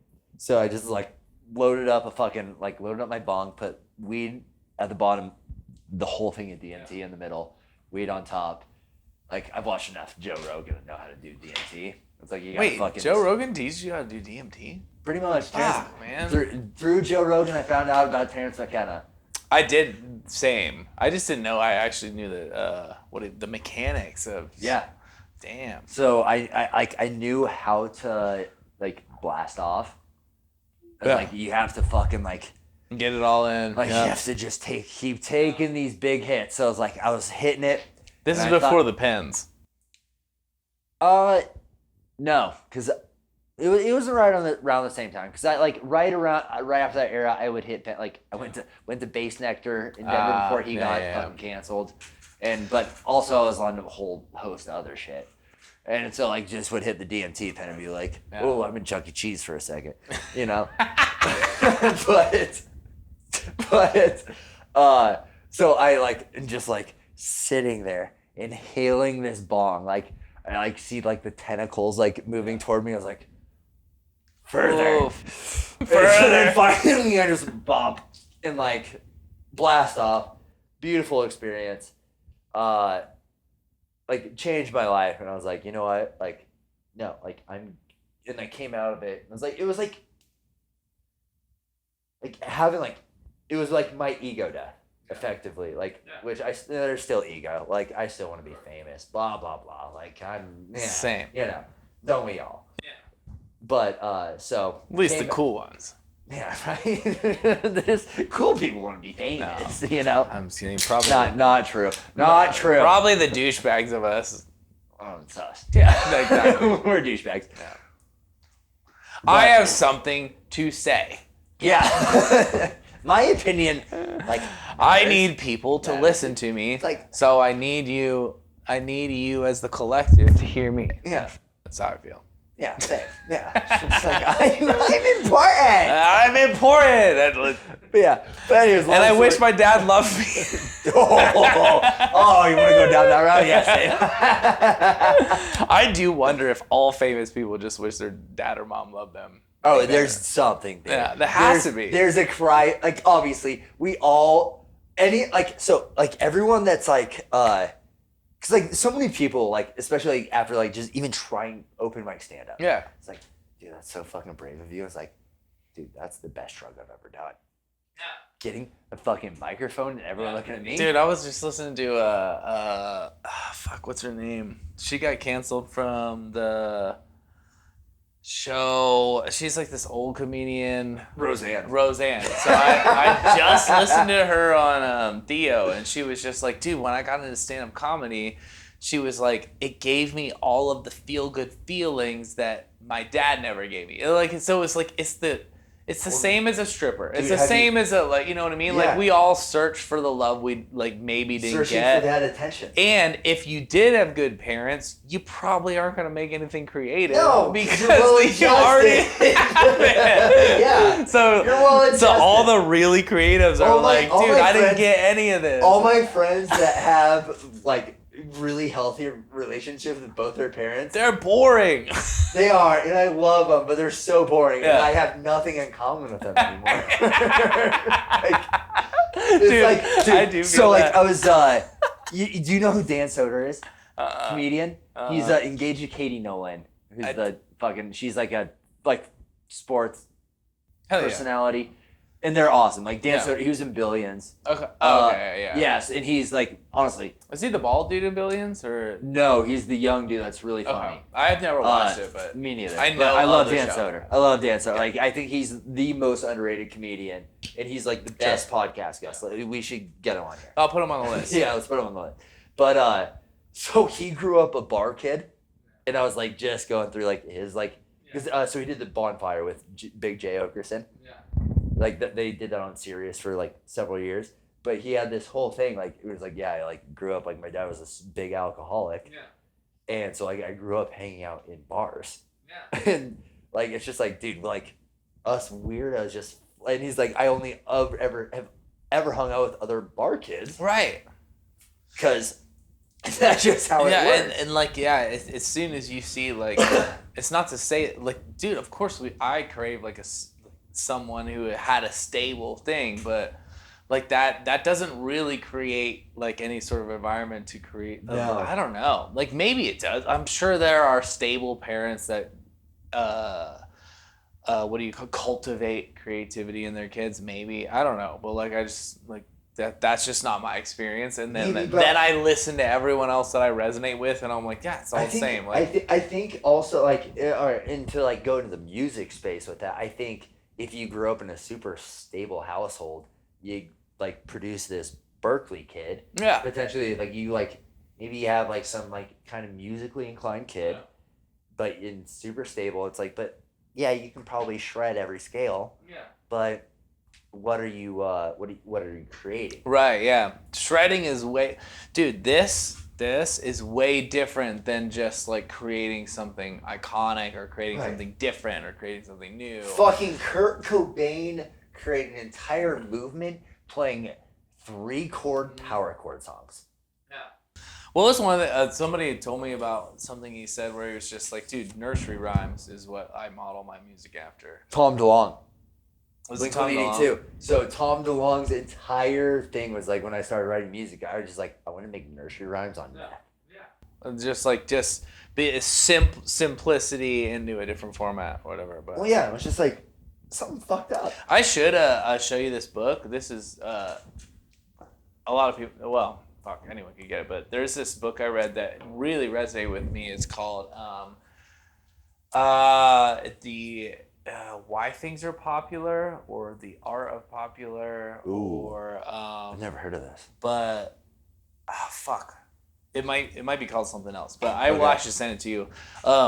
Basically, the premise is modeled after this one guy who was in the 1960s. He designed New York City. Rockefeller? No. That's Rockefeller financed New York City. Okay, all right. This guy designed it. So he designed New York City. He designed the space station. He designed Air Force One. He designed he designed a couple like iconic. So he's like an architect guy. Yeah, well, like a visionary. Yeah. Like, all right. And so he had this. A lot of the book is based off this principle. It's called Maya. It's most advanced yet advantageous or yet acquirable. Or accessible? Accessible, accessible. So he's like, if you go too far new, if you're like, I'm gonna create this crazy thing that no one's ever heard of, if the general populace can't understand it. Right. They're like, I don't understand what you're doing. So they just push it out of their mind. They're like, no, if you do something too accessible, like that you've already heard before, it becomes boring. Copycat. So yeah, so it's a catch-22. You have to have a little bit of this and a little bit of that. And so he talks about in every industry, for example, Star Wars. Luke. Han Solo. No, who created Star Wars? George Lucas. George Lucas. He borrowed from other stories, like ancient stories, right? Like they're not new stories, but he put it in space and he made it accessible, but it was still this old story that people knew. Well, also, it was I went down this rabbit hole about 2001: Space Odyssey, Stanley Kubrick. Yeah. Star Wars is heavily based on that. Yeah. Like, and so, and I guess there's kind of this thing where it's like, I have like this real appreciation for these like artists that were so ahead of their time. That like Picasso. Yeah. Never lived to see himself be successful. Yeah. And recognized. Yeah. And it's like, that is so fucking rad, but also the ego as a You're like, I want to get the fucking notoriety. Right, exactly. On, it's like, well, give me some props. I'm doing this for a reason. Yeah. At some point, like, I love it, but yeah, I want Instagram models. Dude, Jesus didn't know how famous he was until after he died. You ever think about that? But also he was claiming he was the son of God, so Yeah, but now he's dead in hell, and now he's famous. Yeah, he's worldwide. Yeah, Jesus and Satan are just fucking butt fucking, dude.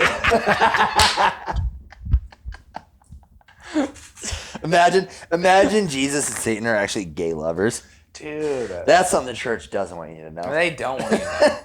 Well, that's an uncomfortable. That's where the Catholic Church started fucking little kids. It's dude. Like, well, Satan's been fucking Jesus since he was a little dude, boy. maybe it's not that bad. And fucking little kids. And Jesus, we gotta cut that. No, but Jesus was a virgin, so maybe that's why the Catholics were like, well, Satan was Jesus a virgin? His mom was allegedly a virgin. No. Yeah, I've heard that one a couple times. I've heard that a lot. It's like, oh yeah, I'm a virgin. I'm like, were you? I just saw you squirt. Why do you think the worldwide flood happened? Yeah. Fucking Mary squirting all over the place. Virgin Mary just says, real squirter. Dude, we're going to hell. Oh yeah. If we dude, I literally came into this podcast like, dude, if neither of us get canceled after this by someone. Dude, so the thing is, I was talking about getting canceled with my friend Mariah. That was the episode I was telling you about. Yeah. But I was like, dude, well, for one, you can't get canceled if you've never have a platform. Like that's true. Who's gonna cancel me? I have 20 followers, so those 20 people are gonna stop following me. So that's but almost always people that do get canceled, it doesn't work. It does the opposite. So I do have a very it's not gonna be enjoyable, but I have a very sneaky suspicion that I'm gonna get blown up on controversy, saying something really dumb like that or whatever, and somebody is just like, dude, this guy, yeah, this guy is like a fucking this or that, and I'm a little I'm like, yeah, I think that's do you know who Jordan Peterson is? Yeah. Yeah, that guy got I mean, obviously he has a lot of good shit to say, but he got blown up because of some sort of controversy, and then everyone starts news cycling him, and now he's selling out arenas. Yeah. So he got canceled, and then he's it's back to the whole country music thing. Mm-hmm. It's like, dude, there's the polarization is how you make money these days. If you want to do anything, it's like you say, piss creative, people off. Yeah, piss someone off. Yeah. And there's money there. Yeah. And if you talk about the devil, fucking Jesus, somebody's gonna get upset if they. I'm gonna send this to my grandparents. My grandma, you're gonna cancel me. You haven't fucking tried before, bitch. Have you ever watched Silicon Valley? Oh yeah, Dude, there's the one where they're trying to come up with a new logo, and he just has the Statue of Liberty fucking like the the dude, and he has it at the garage door, and the neighbors are like, what the fuck? Yeah, dude. I mean what's the fucking dude that played Ehrlich? Fucking. I don't know his name, but I just saw an interview with him. But yeah, Fuck, he's fucking big ass comedian, and Yeah. I like. He's a psychopath. But I love him. yeah, he's funny as fuck. Yeah, and he's like, and also I have such an affinity for just the fringe mindsets Yeah. of like whether you believe in QAnon or you're a like I love the fringe. Yeah. Like, and that guy is so like, fuck, what's his name? Like it's TJ. Yeah, I was just watching an interview with him. TJ because something. He was shitting on Ryan Reynolds. He's like, Ryan Reynolds is a dick, and he Yeah. was. I'm like, dude, I heard you're a dick, but Yeah, exactly. it's funny. Oh, dude, it's like it's like Ryan Reynolds, like one of the most beloved human beings on the planet. It's just. But I do think that like people understand that you get famous on controversy, so people do like to create controversy on purpose. It's like why 100%. It's like why MMA guys create beef. You know, like that. Do they really hate each other? No, they're just like it's all kayfabe. yeah, for sure. Going back to wrestling. Of course. After this podcast, I'm gonna release it, and then I'm gonna start talking shit, and then I'm gonna be Perfect. like, I fucking hate that kid. Yeah. And everyone's gonna know I'm just trying to create beef. Yeah. Dude, speaking of beef, did you watch that show Beef on Netflix? No. Dude, it's really good. This is about cows. No, it's about fucking like these two strangers get in this road rage. The whole show is built on these two strangers who were like generally good people trying to make it in life, but like get in this road rage incident, and it brings out their very dark side, and they become psychos. And like, Does someone get killed? I don't know. I haven't gone to the end, but it's a little like it's funny and it's dark, but it is really good. Like, and it's a concept that I've never seen like portrayed in television. Fucking over it. Dude, I gotta pee. All right, do it. Also, let's fucking shotgun a beer Oh shit. or do a shot No, either Good one. choice. Dad. or both. You know why not? Why not? So my uncle runs his own like kind of like audio production company. Oh hell yeah. Just tell me like, hey, I'll man, just get him to produce it. I'll just tell me like, hey, we'll pay you. Don't tell Sissy about anything that happens here. Just let it come out, Dude, but it is fun to get a bunch of people together and like just get really stupid. Especially just let's especially like because we're the same weirdos, and if you're saying there's other weirdos that are like us that you know, like let's get us in. Dude, at least half the people that have been on, if not more, like I can. Oh, let's just the mega cast. Yeah, dude, it's wild. Well, and we would probably do it like in the other room just because we need more space. Like, but Yeah. it gets ridiculous.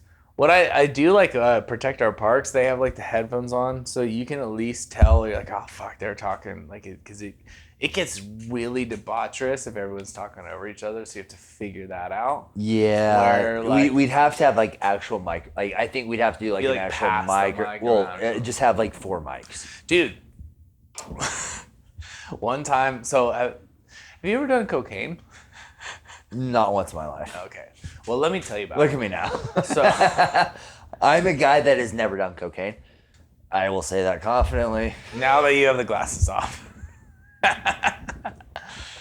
So I have never had done cocaine. so when I do cocaine, there's a lot of times you split into twos. Like if you're at a party, right? Right. You kind of like You dial in. you dial into the conversation. It's like you and a buddy or you and a girl. You're like, you guys are doing it and you guys are doing it. Like, and then you're just like, okay, so everybody has like their conversation, right? Right. So what we discovered one time where we were sitting around a table, it was like 6 of us, and we're all like dialed into our own conversations, and then we were like, oh, like, well, what are you guys talking about? And like, so we tried to like bring a cocaine conversation while lines are on the table all together.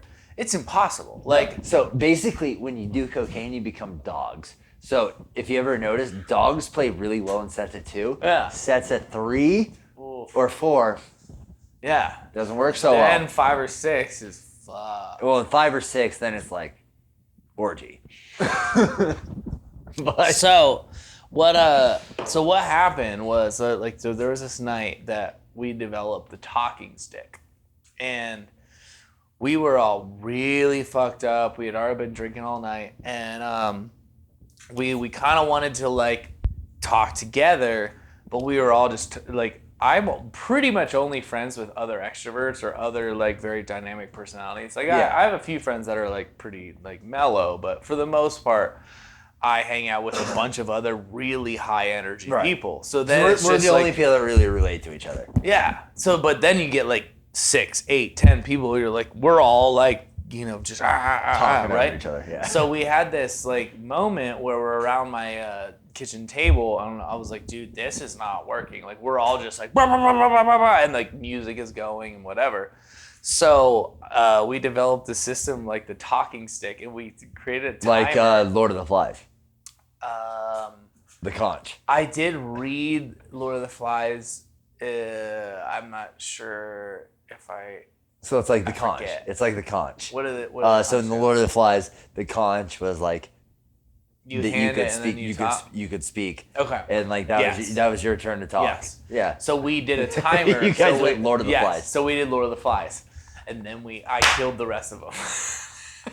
Obviously, Yeah, that's how this story ends. So we did. So we basically gave everybody a minute, and like you get the talking stick for a minute.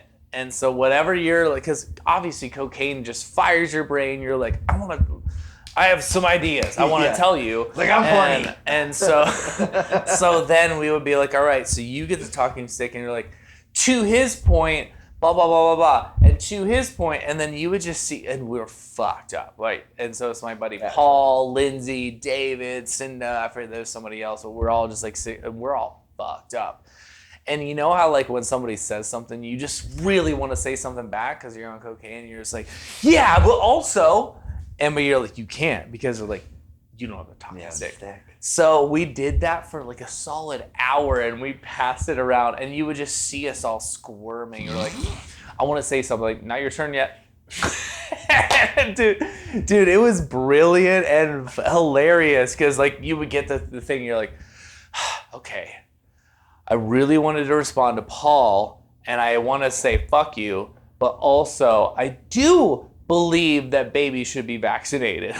And he would just be like doing these like crazy like.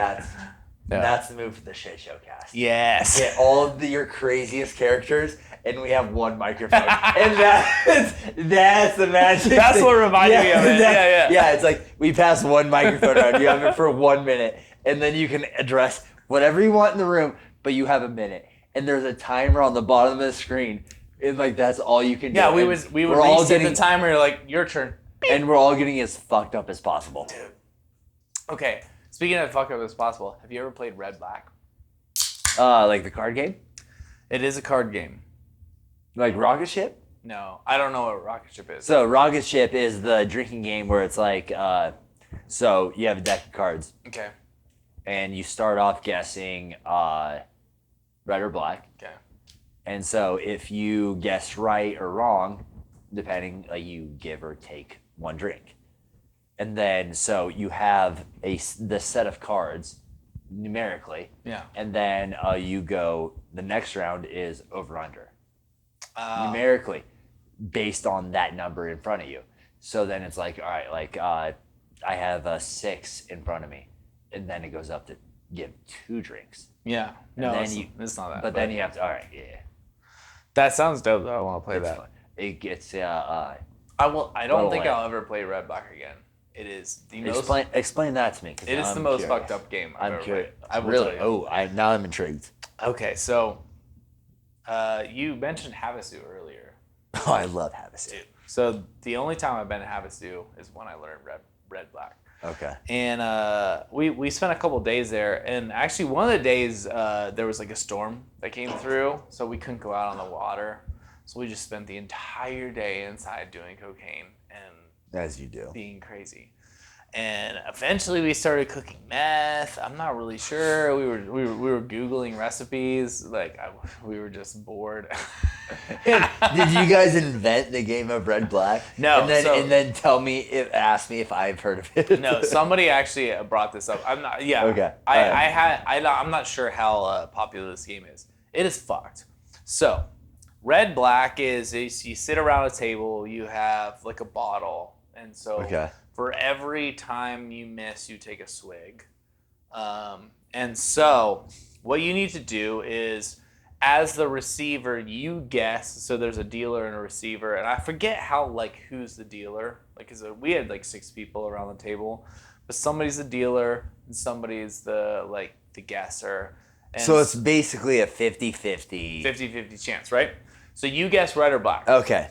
If you guess wrong, you drink a swig. Okay. Of a bottle. All right, so it's basically just a barbaric form Yes. of rocket ship. Yes, and there is no there's no numbers. It's just only color. It's literally a 50-50. It's like, yes. do Okay. you fuck So or here's do I the fuck? thing. Here's the thing. So you have to get 3 right before it moves past you. So if I'm a dealer, okay. So if I'm a dealer and I'm giving it to you and I say red or black and you say red. And I give you red, you're like, whew, okay, next one, red. Say you say red, and I give you black. You're like, I drink. Now you start over. Oh, now it's back to 1 or 0. Okay, red or black. And so you're like, oh, okay, red. I give you black. Fuck, I drink again. Now you go back to 0. You don't get to move until you get 3 right. So, you can get stuck swigging. And we were just swigging on this big-ass bottle. And so, here's the point of the game. To get everyone else blackout before you're still standing. So, the only way that the game ends is one person is standing. It's so fucked. So, we're literally, just yelling at each other. And, you know how, drunken personalities start coming out? Yeah. People, we're getting angry with each other. Fuck you, you said black. And they're like, give me another, red. And then I get a black. I'm like, I don't care. All right. So, dude, it's nuts. I've got a little Jimmy Neutron brain blast going right now. You wanna fucking take the shit show cast to the next level? Here's how we do that. But fucking really blow this out. We have a dice, and the dice decides the substance. Oh. For what is going to happen for that round. So whatever that substance is, it may not be disclosed or disclosed. Dude, it would be good because in this situation, the only way we survived is a lot of cocaine.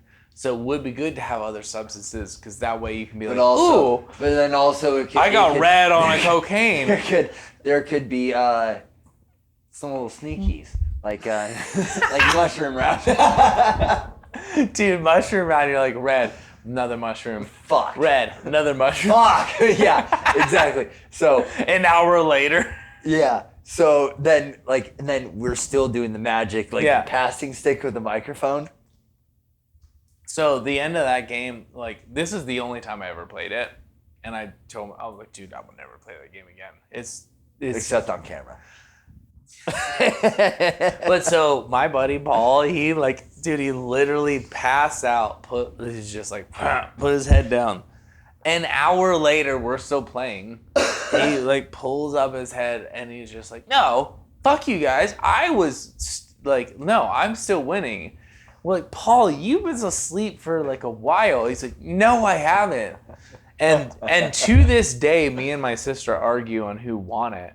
But none of us really remember how it ended, because you can't, because it's just so debaucherous. It's all fucking great. It's finding the bottom of the barrel. You're just everyone's just which is why we put it all on YouTube Live. Yes. Yes. Yeah. It's whatever the substances are vague. Yeah. We'll just put them in little, maybe a toilet paper form. Or we just dip below. You twist the top. Yeah, you go off camera and you're just all right, dude, go do your punishment. Don't Go do your punishment. Yeah, it's like no one here knows what it is. We're all yeah. Yeah, I Dude, don't. I think it's a good idea. It is a good idea. You have to get it with the right people. Episode 50, I think. Maybe the move get all the psychopaths. Dude, together. I really like getting debaucherous on the show, and that's why, dude. That's the amount of times that I like I told you earlier, like I have not remembered even coming out of this. I'm like, dude, I feel really weird. And then I listened back to it. I'm like, oof, we were really fucked up. And I was like, fuck it. But that's the beauty, because like there's like obviously the podcast industry is so oversaturated, and like and everything is like a PR move. Yeah. For so much stuff. But like, dude, like you are actually like documenting, like, because I think Boise right now, it's not Salt Lake, because especially Salt Lake music scene. Yeah. Next level. But like we have such a weird like collection of human beings in Boise, because like we're so secluded. Right. Like we are pretty secluded. Seattle and Salt Lake equidistant from us. And it's a fucking trek to both of them. Yeah. And everyone skips us musically, comedically, like entertainment wise. So we create our own entertainment. Yeah. And so now we have just weirdos here. Dude, one of my goals is to, I don't know exactly how I'll be able to do it, but like get a musician that's coming through and be like, dude, let me get, like, because they have space, because they're on their way from Portland or Seattle to Salt Lake, and be like, dude, podcast, instead, you know how like a lot of musicians and comedians had to like radio show in the morning before their gigs, like 10, 15 years ago? Yeah. Like, at least that's what they say. Like, they would have to like do these radio shows. Well, radio shows are kind of out a bit. So I'm like, dude, like if you're coming through, like get on the podcast first, and then like that's like one of my goals, like one of my little stepping stones. Like, dude, catching a musician coming from Seattle to Salt Lake through Boise and being like, dude, come in here and have a fucking fun podcast. We can make that happen. Yeah, dude, that's a brilliant. Like, I'm just like, fuck yeah. So I'm doing production at Treefort for a pretty big post-hardcore band. I'm not going to say who. Obviously, if you look it up. We'll talk about it after. Well, we'll talk about it after. But I'm not going to say it on camera. But I'll see if maybe I can't get them. Dude, hell yeah. Dude, my friend, because I also, when we talk off camera, like... Dude, that's the fun shit. They'll be the kind of guys that would do it. Yeah. But I'm gonna ask. Come and kick it. It's like, hey, do you guys want to do an Unhinged podcast? Yeah. And knowing their lead singer. Dude, people like. Yeah. Dude, artists are crazy. Like this, I've loved doing this shit way before I even started this shit. You know, but like, yeah, just like. You move to a new city, you're like, you ride through, and some random dude's like, dude, I'm doing this crazy thing. And you're like, yeah, fuck yeah. We're drinking and we're like talking shit like about our music. Fuck yeah. Like people are very into doing kind of wild shit. Well, back to our original point is like the point we're making, like crazy people like. We together. Find each other. Like, we find each other. It's like the person that just flock together, dude. Like it just fucking happens. Yeah. And then like you take the sales stuff, is like you just take notes. Like you approach homeboy from. You're like, what's up? And bleep this out. Ooh, shit. Yeah, bleep that out. Yeah, bro. Because hopefully we can fucking make dude, that'd be happen. Dope. Yeah, get Buddy over here. But dude, one of my friends, who's that band? It's like the duo from Portland. And then it's in my side. Na, na, na, na, na, na. They were like this Portland duo. It's like kind of like that like house beat. Da, na, da, my side. Talking about Da, da, da, to my. I want you to let's bring it on the floor. Dance like I've never been before. is that Starfucker? Ah, No, no. it's not Starfucker. They're pretty indie like that. They were like this Portland duo that blew up to like top 40. Yeah, this is kind of like you don't really listen to top 40. We'll get into that. We'll get into that discussion about fucking our music taste. But yeah, so fuck, I'll think of it later. But it's Right. like I want you, then I bring it down the floor. Never danced like this before. Cherub. Then I talk about it. No. Hold on. And alone, it can sing it on my song. Never let me fall. And don't talk about it. Dum dum dum dum dum. Anyway, that's We don't talk about it. we don't talk about it. But this girl I know, she does yoga, and she's like, dude, they just showed up to my yoga class. They were playing a show in Boise, and I was like, dude, get up. Like, I would be so stoked to just have like a group like that. Like, because they have time in Boise because like you do Portland or Seattle, and then you have like a solid week before you hit Salt Lake because you do like a weekend, then you do a weekend. So you hit Boise on your midweek. And I was like, dude, it'd be so dope just to like kick it with like an indie band and like get them on the podcast and then Dude, 100%. fucking be stupid. Yeah. So it's Well, like, just be super stupid and with so, what also you want to know the fuck thing about Boise? And I think this is why a lot of bands don't come here. Is because the overnight camping laws are totally fucked. What do you mean? So, because like that's how Boise keeps out homeless so much is like it's super legal to camp out overnight. So a lot of bands don't come here because it's like you'd have to if you hit Salt Lake here, Seattle, yeah. you'd have to stay here. Yeah. And great, like I think you do it at a Walmart technically. Yeah, especially if you have like a any sort of RV. If you have the fucking what do they call them? The bandwagons. Yeah. But if you're in a fucking van, Yeah. I don't know. That's why I have my garage, dude. I should put bunk beds in my garage and just like have bands stay. Bingo. That would be dope. That would build be dope. bunk beds in there. Just build a hostel in your garage for Dude, bands. you know those flip down bunk beds? It's like where like they come up to the wall and they're like what do they call those? Fucking fuck if I know, but that would be I don't dope. know. There's some scientific term for them. I don't fucking. I'm not a scientist. Till fucking. What day is it? Saturday. I'm not a scientist till Monday. I thought your days off are Monday. Yeah, that's why I'm a scientist. Oh. Wanna, you know. Yeah. That's when I get in that petri dish. Right? Yeah. Get chlamydia again. Dude, that last chug fucked me up. Yeah. It's like when I do This is the ketamine, I'm like, all right. So. This is when I get... Welcome to Nobodies. This is Degenerate Hour. Yeah.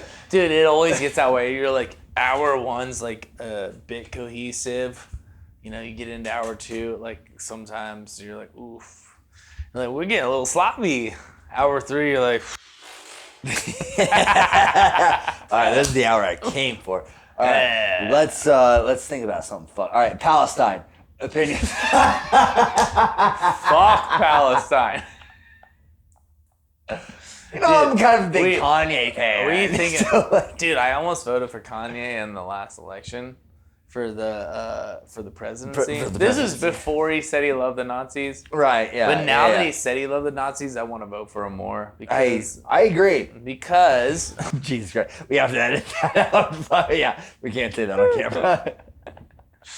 dude, so there's this argument where he's just like, no, I was trying to be like Jesus, and Jesus loves everybody. So And there was Jesus this doctor. loved the I'm not Nazis. going to say what kind of doctor. He was Jewish.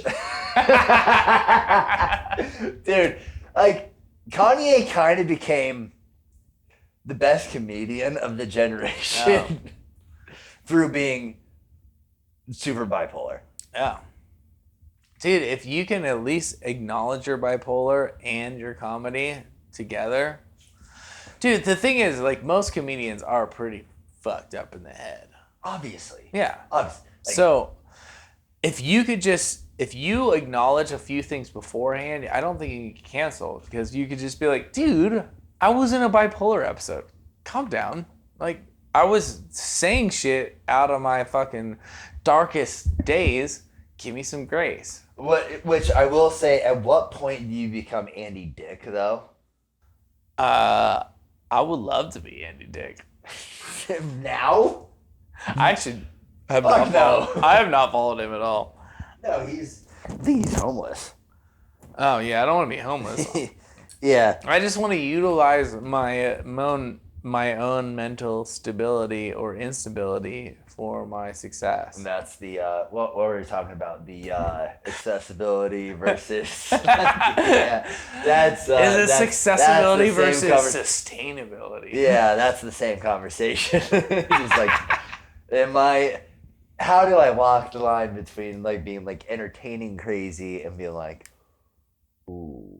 Dude, so one of the things I did, so I've been listening to, I know I referenced this before, but Theo Von had, what's her name again? The girl that got Roseanne. So just been listening to this. And I never listened to that podcast for days in a row? No, just I literally like yesterday started listening to it. But so she got canceled, I don't know, a few years ago for racism or some shit, right? So she then was on Theo a couple weeks ago. And then their podcast got pulled from YouTube for some sort of like disinformation. She was like making a joke about she was being really silly, and she was just like the Holocaust wasn't real. This guy won the election. Like, I'm black. Like, I mean, she was saying like ridiculous things. Like, she was being really silly. Like, she was being facetious, right? Right. And then they got pulled from YouTube, and then so that was like a new controversy. But like, so she was talking to Theo about it, or like in the like that like just came and went. But she's just like, what I discovered is like, I'm just gonna double down on what I do, because like at some point, like comedians always push the bounds. Right. And so I was like, that's what makes me appreciate them. Like, doesn't matter if I like agree with what they say, but they're like, I'm gonna push the bounds, and I'm gonna see what like gets me like canceled or whatever. And so if she got canceled, she was saying how she like talked to Louis C.K. because he got canceled as well, and she's like, we're doubling down.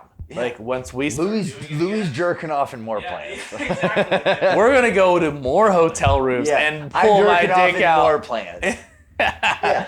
And she's like, I'm gonna say more racist jokes. Like she's like, I just want to be more ballsy now. Like, she's like, I already got canceled, so like, why would I not? Like, she's like, I'm gonna go into it with a new like vigor. And be like, I'm gonna say more racist. What?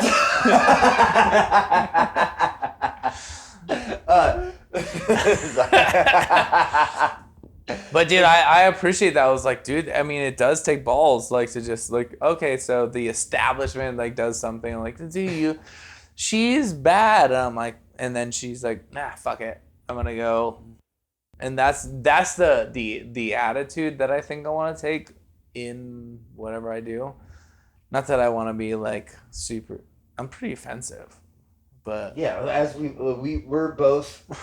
we're pretty offensive. Yeah, we're both pretty offensive, dude. Yeah. Yeah, I literally walked into this today and be like, we're both getting canceled, bro. Dude, yeah. Well, this is how I know I'm gonna get famous over cancellation. That's what I'm banking my entire career off that. Like, your punk band is finally gonna get famous. Yeah, like that guy says the N-word on that. No, I know. It's funny to think about it hypothetically. Yeah, it is very hypothetically funny, dude. So, have you ever heard of TM? This is Tour manager? Yes. That. So there's this meditation that I started doing. Transcendental meditation. So I just started it on Wednesday.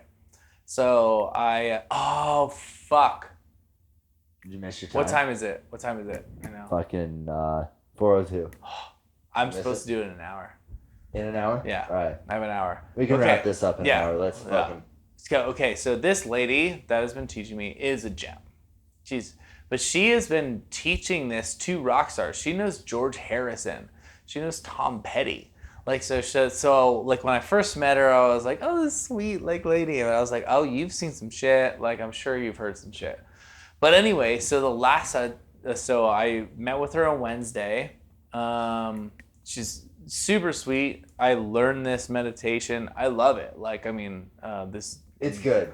Yeah. I did it for a while too. It's amazing. So I'm like starting with that shit. But anyway, so the last time, which was yesterday at 5, I was like talking to her and another girl that we were meditating together. I was meditating with them, but like I was talking about the podcast, and she's like, "Yeah, tell us about the podcast." And she's so sweet. She's just like, "Oh, I would love to hear blah blah blah blah." And so I was like, "Yeah, so it's called Nobodies," and I was like, don't judge me if you like. I was a little nervous. I was like, I'll show you guys, but like, I think you might hate me after this. You're like, you're out. You cannot, dude. Like, but I do know that she does transcendental meditation for all of these like really famous musicians and stuff. Yeah. And I was like, not that I'm that, but I was just like, she's heard it all. And she's also, heard it all. Yes, I bet she's got some hangers and no bra. Oh yeah. Yeah. Dude, yeah. I know these ladies. I don't even think she has panties. Oh, 100% no. No. No. God damn it, she's gonna hear this. Fuck. Hey, we love it. Penny, I'm sorry. Think that's amazing. And Aussie, looking at you right now. What's her name? Penny. Penny? Makes me want to fucking TM more. No. Yeah, you should TM more. I should TM we could do it together. I'd be so down, especially with you, Penny. That was really everything I just came up with makes me want to fucking TM more. So, I gotta pee. All right, pee break. Brought to you by BetterHelp. Oh, these ones are on, dude. We're finally winning. Let's go.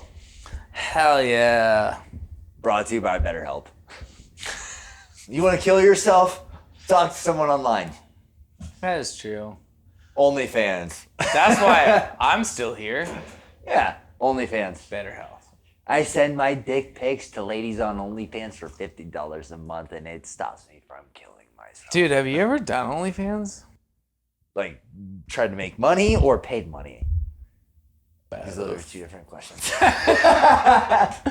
So I've been doing some filming for some OnlyFans, which is fun. I know. I've noticed from your Instagram, which I have some questions. How is it taking the naked pictures of ladies as a photographer? It's not the same.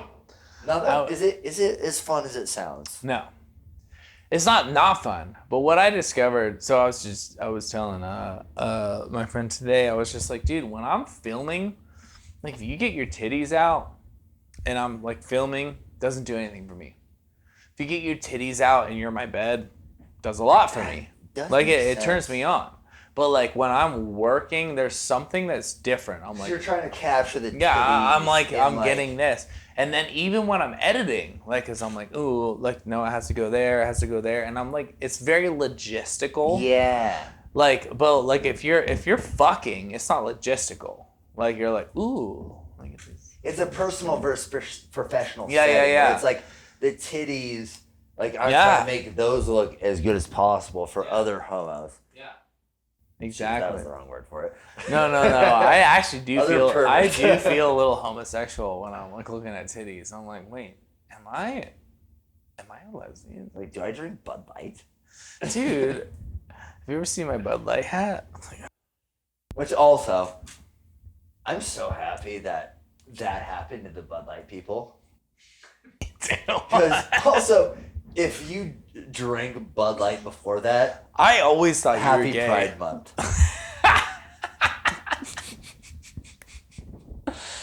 I think you were the person that said that to me. Where you're like, dude, I always thought Bud Light drinkers were gay. You were already gay. Dude, have you seen? Do you know Shane Gillis?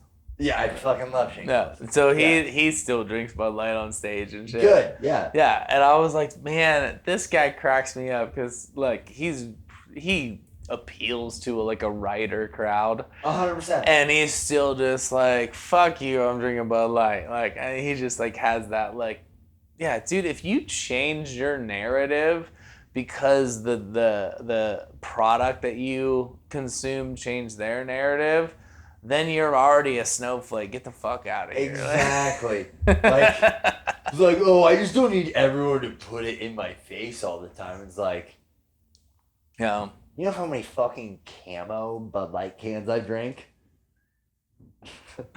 I thought you just didn't want to be important. I mean, that's like, oh. Dude. Okay, so I have a story. Speaking of this, like, trans Bud Light thing. Translite. Dude, what if a beer just came out with, like, Translite?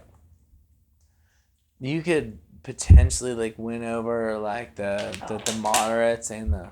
Anyway. With Translite? See, PBR always wins because they won the ribbon. Well, so you know what the ribbon is? And this is why I love PBR so much. It was a non-legitimate thing is what I've heard. It was a participation award. Yeah. And so this beer entered a beer competition. Yeah. And everyone that entered got the blue ribbon. So it was the Pabst blue ribbon beer. So this is why I've heard this. This is why I like this story. It's not about the product. It's about how hard you work to push that product out. Like, this podcast is not the best podcast in the world. But if I keep working and pushing this name out, I could be as big as PBR. The fact that I'm here talking about what we're talking about makes this the biggest piece of shit podcast ever, which is also simultaneously makes it the best. Yes. Like, you know what I'm sick of? Fucking David Goggins telling me how much he fucking runs. It's like, oh, dude, I bet you jerk off in front of a mirror. Dude, if you're gonna jerk off, you better wake up at 4 and start jerking off, like right at 4 a.m. And then after you come, you better start jerking off again while you're on your way to work. Come on, man. Just keep I only jerking off. come when I run 18 miles a morning. Yeah, I do not resonate with that. No, that shit's so, and honestly, like, let's start some beef with Joe Rogan right now. I would love to. Let's. I'm gonna go in on Joe. See, Rogan. this is why I need you and Robbie to get together. This is the beef segment. Because Robbie wants to like kill Joe Rogan. I was like, get you on the podcast. Let's talk about it. Oh, let's go. All right. So let's. I'm gonna start the fucking preliminary discussion here. Let's get him and I on a podcast, and we'll fucking. Yes. Let's create beef with Joe Rogan. So first off, why don't you like Joe Rogan? So I was so Joe Rogan, I will say, has shaped definitely a lot of my worldview, especially in the early days. Like back with Red Band, back when he was like super like curious. Now he's just this pandering rich dude that moved to fucking Texas. And he's pandering to Goggins. Exactly. He just wants to jerk off these hardos. Like, he's such a fucking hardo meat rider. Like, Joe Rogan is the fucking fakest hard dude ever. I know he could probably fucking karate kick me into my head and kill me. And that's fine. Yeah. Cool, dude. Also, what if I have a gun? That's not funny. What if I have a gun? But the thing is, that's not even funny. Also, his stand-up sucks. Yeah, well, yeah, that's what funny. I mean. He's not. You have to. If you're gonna be funny, you can't karate chop someone. Exactly. You have to do one or the other. You have to be funny, or you have to karate chop. Or if it's a funny karate chop, then it's really funny. If it's pathetic, let's see it. But like watching you fucking sidekick this bag and move is like you're not funny. Yeah. You're a fucking 5'6" hardo. Yeah, he is a hardo. And he wears 2 inches lifts in his shoes all the time. I've heard that on Good Authority. He wears lifts. He wears lifts. From Good Authority. Yeah, I have that on Good Authority. That he wears lifts. He's like the lifted Goggins. Oh, he's like the fucking wee man of Goggins. It's like the Weeble Wobble. Yeah, like you know who I respect in podcasting right now? It's fucking Steve-O. Dude, Steve-O. Steve-O is the man. Like, granted, Steve-O slaps. Steve-O slaps. I've loved him since Shaq-Ass. Did you say Shack-Ass? That's pretty... Shaq-Ass. Shack-Ass. Shaq-Ass. Which is a new show starring Shaq. Dude, that's funny. Yeah, fuck Joe Rogan. At this point, it's like, oh, you're a rich guy moving to Texas and just fucking... It is a bit tricky because, like, once you get that little boost in followers, now all of a sudden you become the guy that you've been preaching against. So you're like, yeah, man, fuck all these rich bitches, and then all of a sudden you're a rich bitch, and you're like, yeah, well, fuck all those richer bitches. You're like, well, here's the thing. Like, Elon does suck, but since he's on my podcast, I guess, like, I mean, he still sucks, but, like, he's fine. Like, I mean, he's still doing good for the world. Joe went from underground, the loved hardcore band, to Nickelback. That was the Joe Rogan trajectory. Like, he was, like, underground. He's like, I fucking love this guy. I buy his merch. Fucking... Like, he speaks to me. Dude, what if his t-shirts were Rogan back? Just Rogan, like his jersey? No, Rogan back. It's like a hodge between Rogan and Nickelback. Like, Rogan back. Ooh, Rogan Corp. Rogan Bach. Also, we can cut this part out because this might be a little fucked up. We'll decide after. So, all right, fair enough. Because I want to start this business. So, I went to Idaho State, played football there. I don't know what that is. It's in Pocatello. No, I don't know what football is. School, whatever. But I have a deep hatred for both Boise State and the University of Idaho, but specifically U of I. You know where I'm going with this. Yeah. Went and saw the house. It was all boarded up. They wouldn't let me walk in. Whatever. But I want to make sure. So I have an idea to sell T-shirts at both BS. Well, in BSU doesn't fucking. What does BSU even fucking care about anymore? They're fucking just AI at this point. Boise State is non-existent. They're basically robots. They're robots. But the only true rivalry is University of Idaho and Idaho State. And Idaho State is like the fucking. We don't allow ourselves to get murdered. we actually have some fucking guts. So I want to make a shirt that says Coburger, like the name on the back. Number 4. What's number 4 mean? The 4 kids who got murdered. Oh shit! The Coburger 4. Yes. That's brilliant. Yeah, so we can cut this out. I mean, I want to make this, but also. No, okay. Also, wait, the camera. Oh, what's going on here? Wait. No space on that memory card.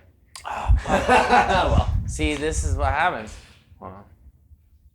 Of course, the fucking liberal media. See, the liberal media already shut you down me from talking about murdering U of I kids.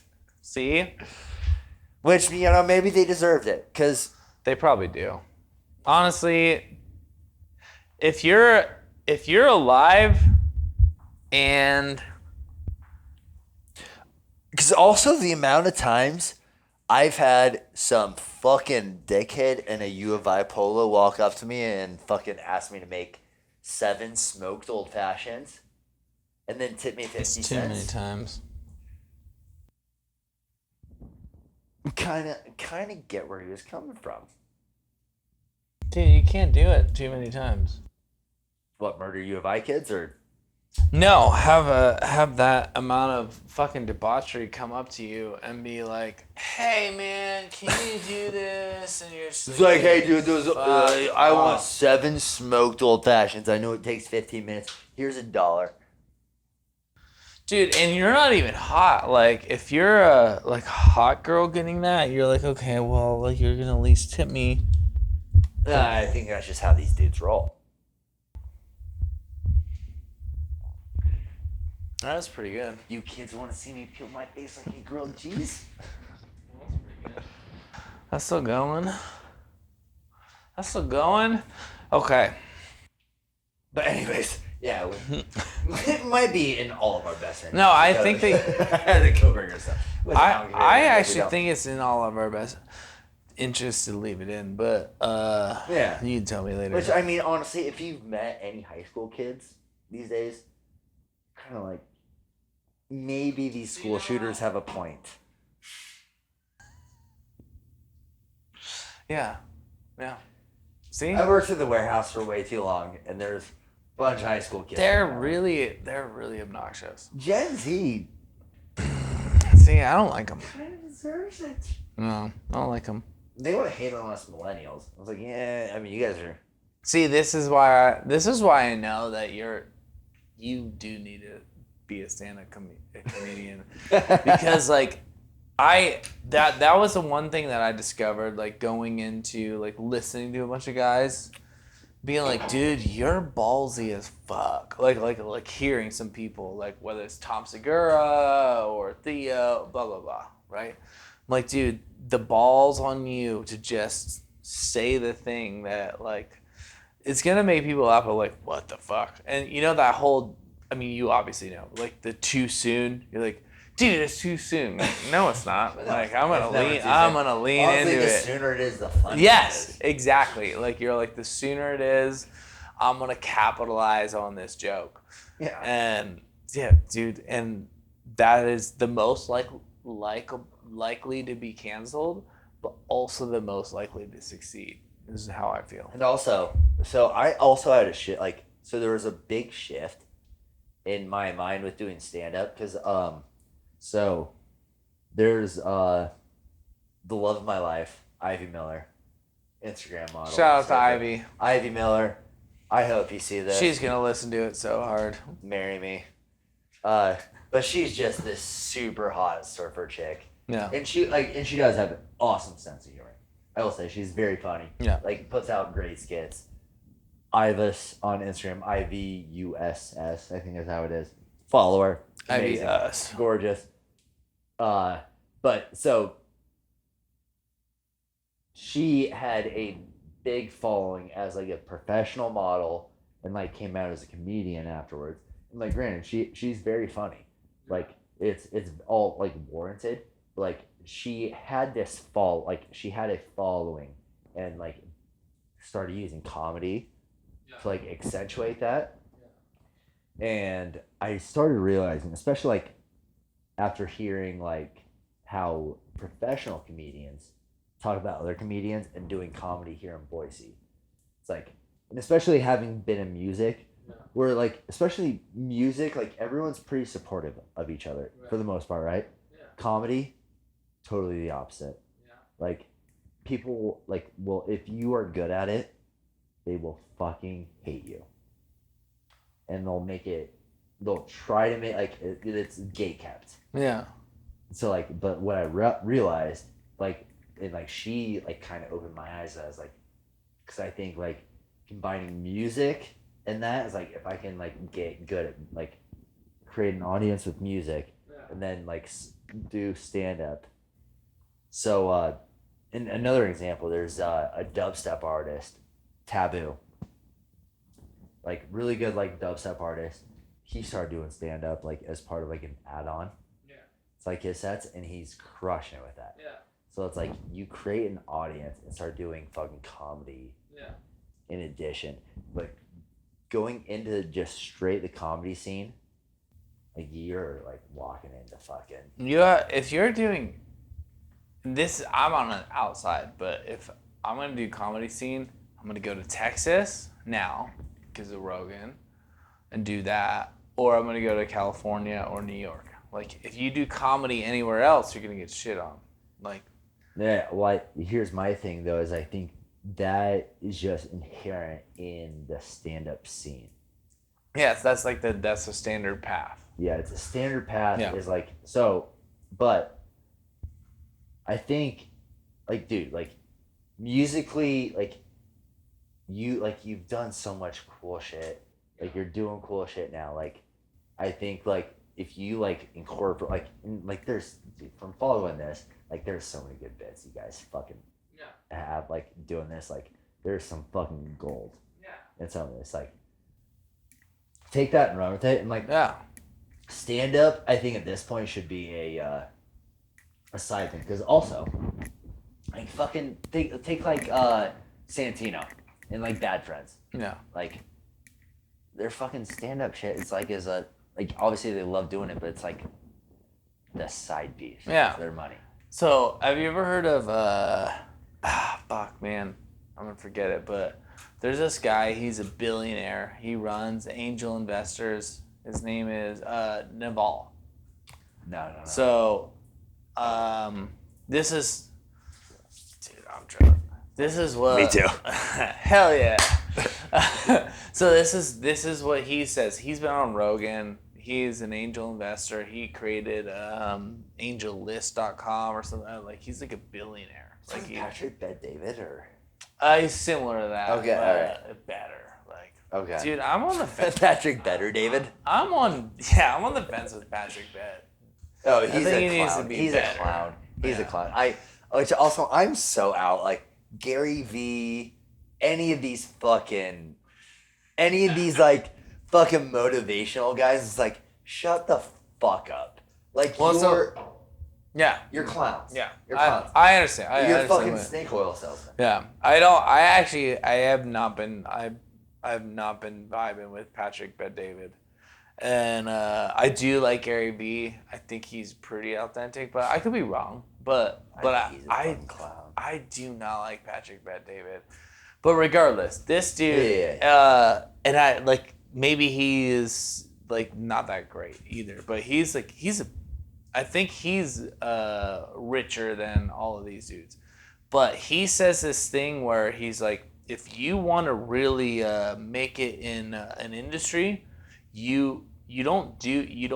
it's so hard to be the best in one industry. So, for example, like, if you and I were to start MMA, like, if you're like jiu-jitsu, Right. like, we're competing with the best of the best. Like, it's so hard to be the best at jiu-jitsu or the best at like MMA. But in anything. any field. Like, field. so if you and I were to go to comedy, there's already so many comedians There's that are Dave way Chappelle. better. Yeah, exactly. Also, there's fucking like music. There's like me playing guitar. There's Tim. How Henson. are you Tim gonna Henson how are you lives. gonna play the guitar better than him? Tim Or Henson. how are you Like, gonna yeah. sing better? Yeah. So what he says is, like, you have to take from multiple fields and create your own identity, and like, you can be the only person that can do this. And so when he was on Rogan, this is like a couple years ago, but he's like, Rogan was really good at martial arts, but then he's also really good at speaking with this, and then he's really good at this, and you see, so you take these three real different. Like, Rogan was super curious, and he was Yeah. like, right there at the helm at the start of the podcast. So what he says is, like, he's like, you take three things that you're good at. So say you're into plants and comedy and business, you can create an empire out of these three things that nobody else can do. So you have to figure out, like, why you are different than everyone else that's doing the things that you're I doing.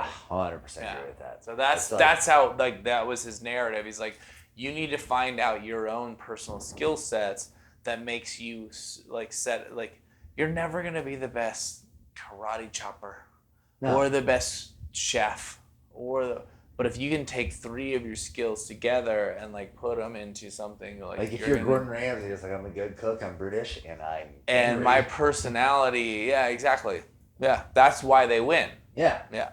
No, like, that's super accurate. Like, and honestly, I honestly just watching some of the Steve Vai, which obviously, like, one of the best guitar players of all time, and he was just talking. He was like, you don't have to fucking do what I'm doing. Like, just combine your palettes. Yeah. And like make it you. Yeah. And like that's all you need to chase. Yeah. And like that, to me, that's the most beautiful thing. Like that's how I feel. Like that's exactly, and that's like obviously like I want to fucking have the fucking chicks slide in my DMs. I want to be fucking, and so like, and there's obviously like a differential like especially being a musician. So like there's being like Nickelback, where it's like you walk down the street and everyone notices you, and like most people are like, oh, that's fucking Nickelback, or Imagine Dragons, or your like Jeff Rosenstock, or fucking like some, or Mac DeMarco, like some super kind of niche musician where it's like someone comes up to you and is like, yo, you're fucking Joshua David, right? Wow, yeah, pretty cool. Like, and it was like, I was like, yeah. Like, and he was like, oh, I'm a huge fan. I was like, thank you. Like there's the dedicated small fan base versus the main fan base. And I think there's like a decision there for every person that's creative, like what you want to chase. Yeah. It's like true creative, like kind of niche, less money, but very passionate, and then like more accessible and a sustainable, like more fulfilling lifestyle versus being this large scale, like Imagine Dragons, Nickelback, like obviously everyone knows them, but so widely hated. Yeah. And then you can never live a normal life. Yeah. And then also you have to, I will say that I'm not Nickelback or Imagine Dragons, but if you get to that point, you then have to decide, you're like, oof, so what do I want to be from here? Like, do I want to continue like what the label wants, or do I want? Oh, and well, at that point, example, at that point, you're fucking, you're already.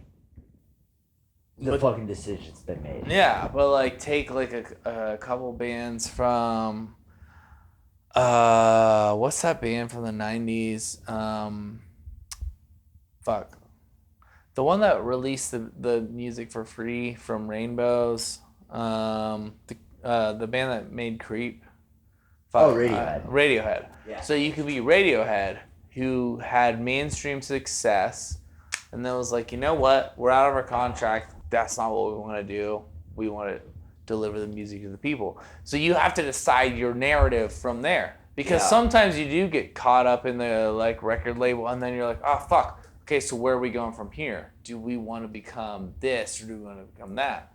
And Radiohead like is a very honorable band, at least in my mind, of like, fuck, dude, like they were really big, they blew up, but they still like were like, we want to give away our music for free. We want to like be like true to our creative. Yeah, and that's, some bands can do that, but fuck, man. And I think that takes like a kind of a like, it's so like honestly, because I've been kind of wrestling with this, and so honestly, and I'll say this is something I want to talk with you off camera about, but fuck it, let's just do it on camera, because we're on camera. Yeah, fuck it, like because you've toured, like in Fires in France, like dude, like you guys, like listen, like just that one song was so like it's like it was like literally like I told you, it was something like I've never had someone I know have their music like touch me in such a way where it's like, oh my god, like I feel like you are like on where I'm trying to go with shit, right? Sure.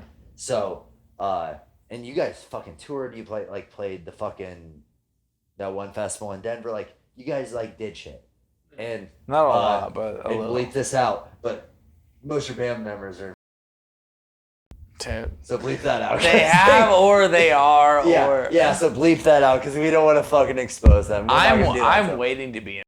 I know. Me too, dude. Fuck it. Dude, if I'm in 3 of the 4. Yeah, exactly. So bleep that out because we don't want to fucking. We're not gonna do that. I will.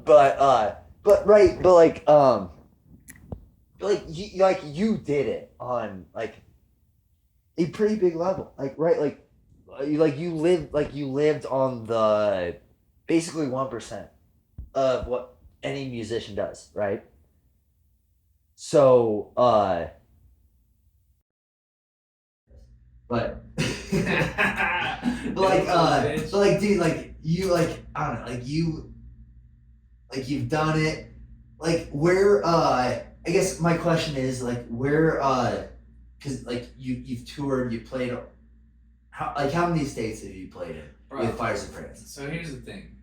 I think you're putting a higher version of what we were versus what I feel like we were, and maybe that's a disconnect. It is. But we only played it. We played in Washington once, Oregon once, Utah twice, and Idaho a bunch, and then I played in California when I first started the band. It's not that much. We were not looking back.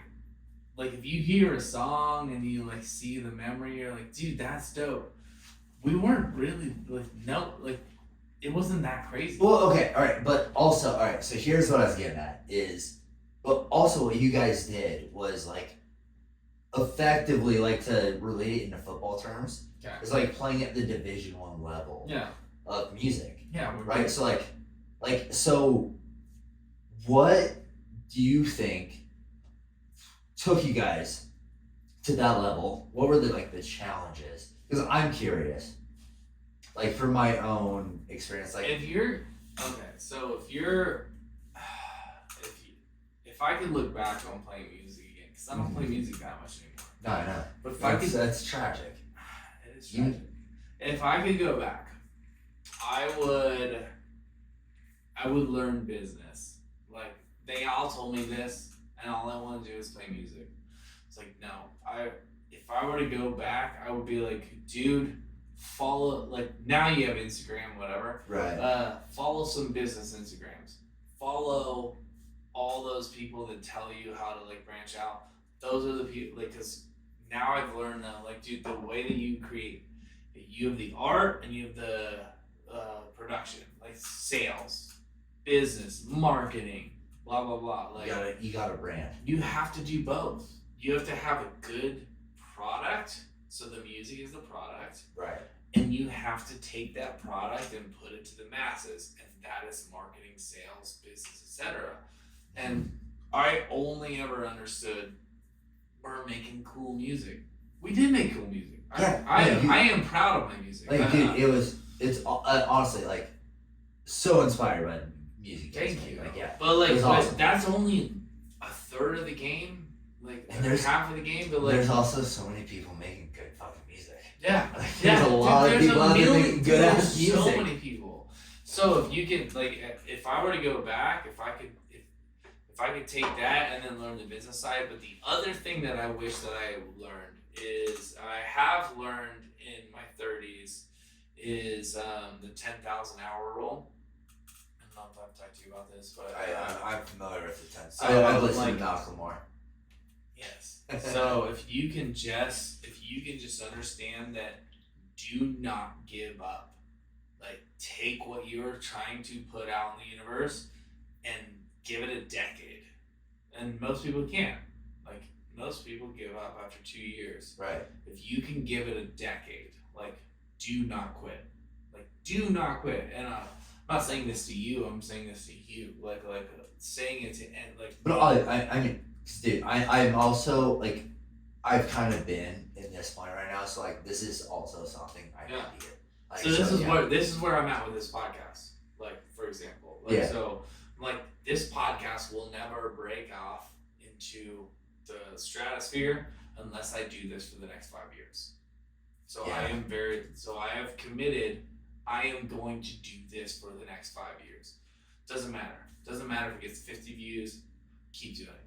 Doesn't matter if your album, whatever the fuck, cause that's a lot of people work a little bit. It's these little stints, and they're fuck, that sucks.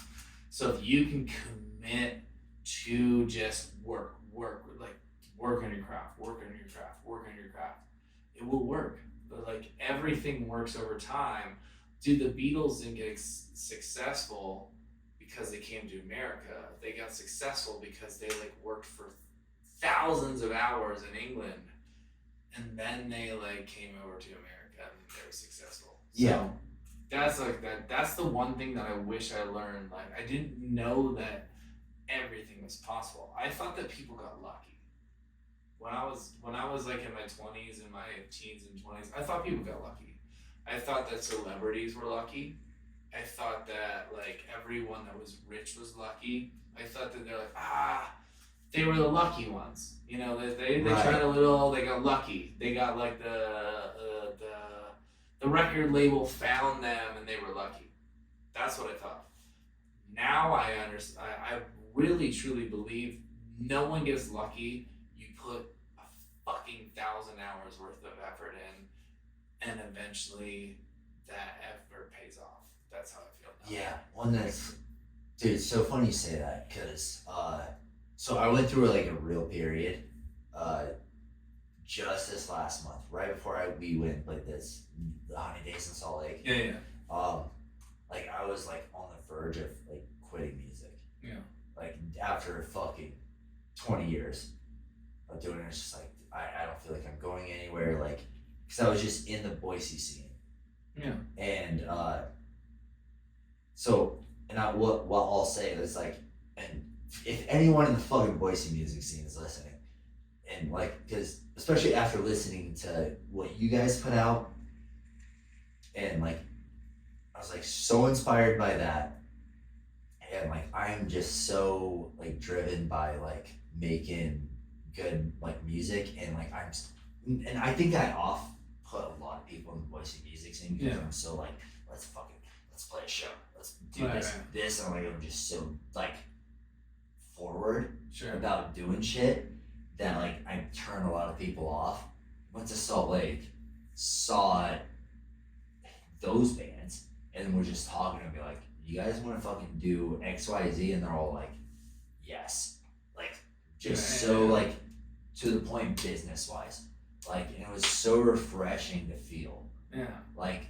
And I know you have that. And that's why I'm so bummed you're not fucking making music on the Fires in France level. Bro, I'm still gonna make music. Yeah, have you listened to Enter Shikari? Enter Shikari? Enter Shikari. I think I've heard the name. So listen to their new album. That's the shit I want to make right now. And if you're like what you were telling me earlier with like rapping and singing, I'm down to listen. Especially with how you play keys and I'll play guitar, and we can just write fucking drums and whatever else. Like, dude, all you need for drums is a bit of fucking opiates. Same, yeah. But also, I have, all I need is oxys, and I've got Easy Drummer. I'll just be like, boom, clap, boom, clap, boom, clap. Yeah, exactly. Yeah. So I got some tramadol's in my bag. Fuck yeah, let's go. Yeah, I've been wanting. So I've been singing again. I've been playing music again. I have been getting into it, and I'm feeling great. Obviously, playing with Jeremy. Yeah. On Monday. Dude, I want to collaborate. Dude, I want to like. I don't know that I can take charge of music as much as I used to, but I want to keep jumping into some projects. And I will. Do a little. Josh, I'll tell you, like, especially after like listening to you guys shit, like it's like I had like such an idea of like how to take that forward. Hell yeah. And like, dude, like we could do some shit, dude. Dude, yeah. Okay. Like I want to work. Like, yeah, we gotta do some stuff. Like, if I've got to go to work in fucking I know an hour, but dude, like listen to the new Enter Shikari album. We can make that shit. And like, I think, because like I was saying, it's like you are one of the 2 to 3 people I know in my life that like I think I could tell someone be like, listen to this, and you'll like pick up what I'm saying. Like, I would like to help you out with this project that you do with your please, like I want you like involved because yeah. But yeah, like dude, I want like I legitimately listened to the one song you fucking have put on fucking YouTube. It's like, holy shit, like.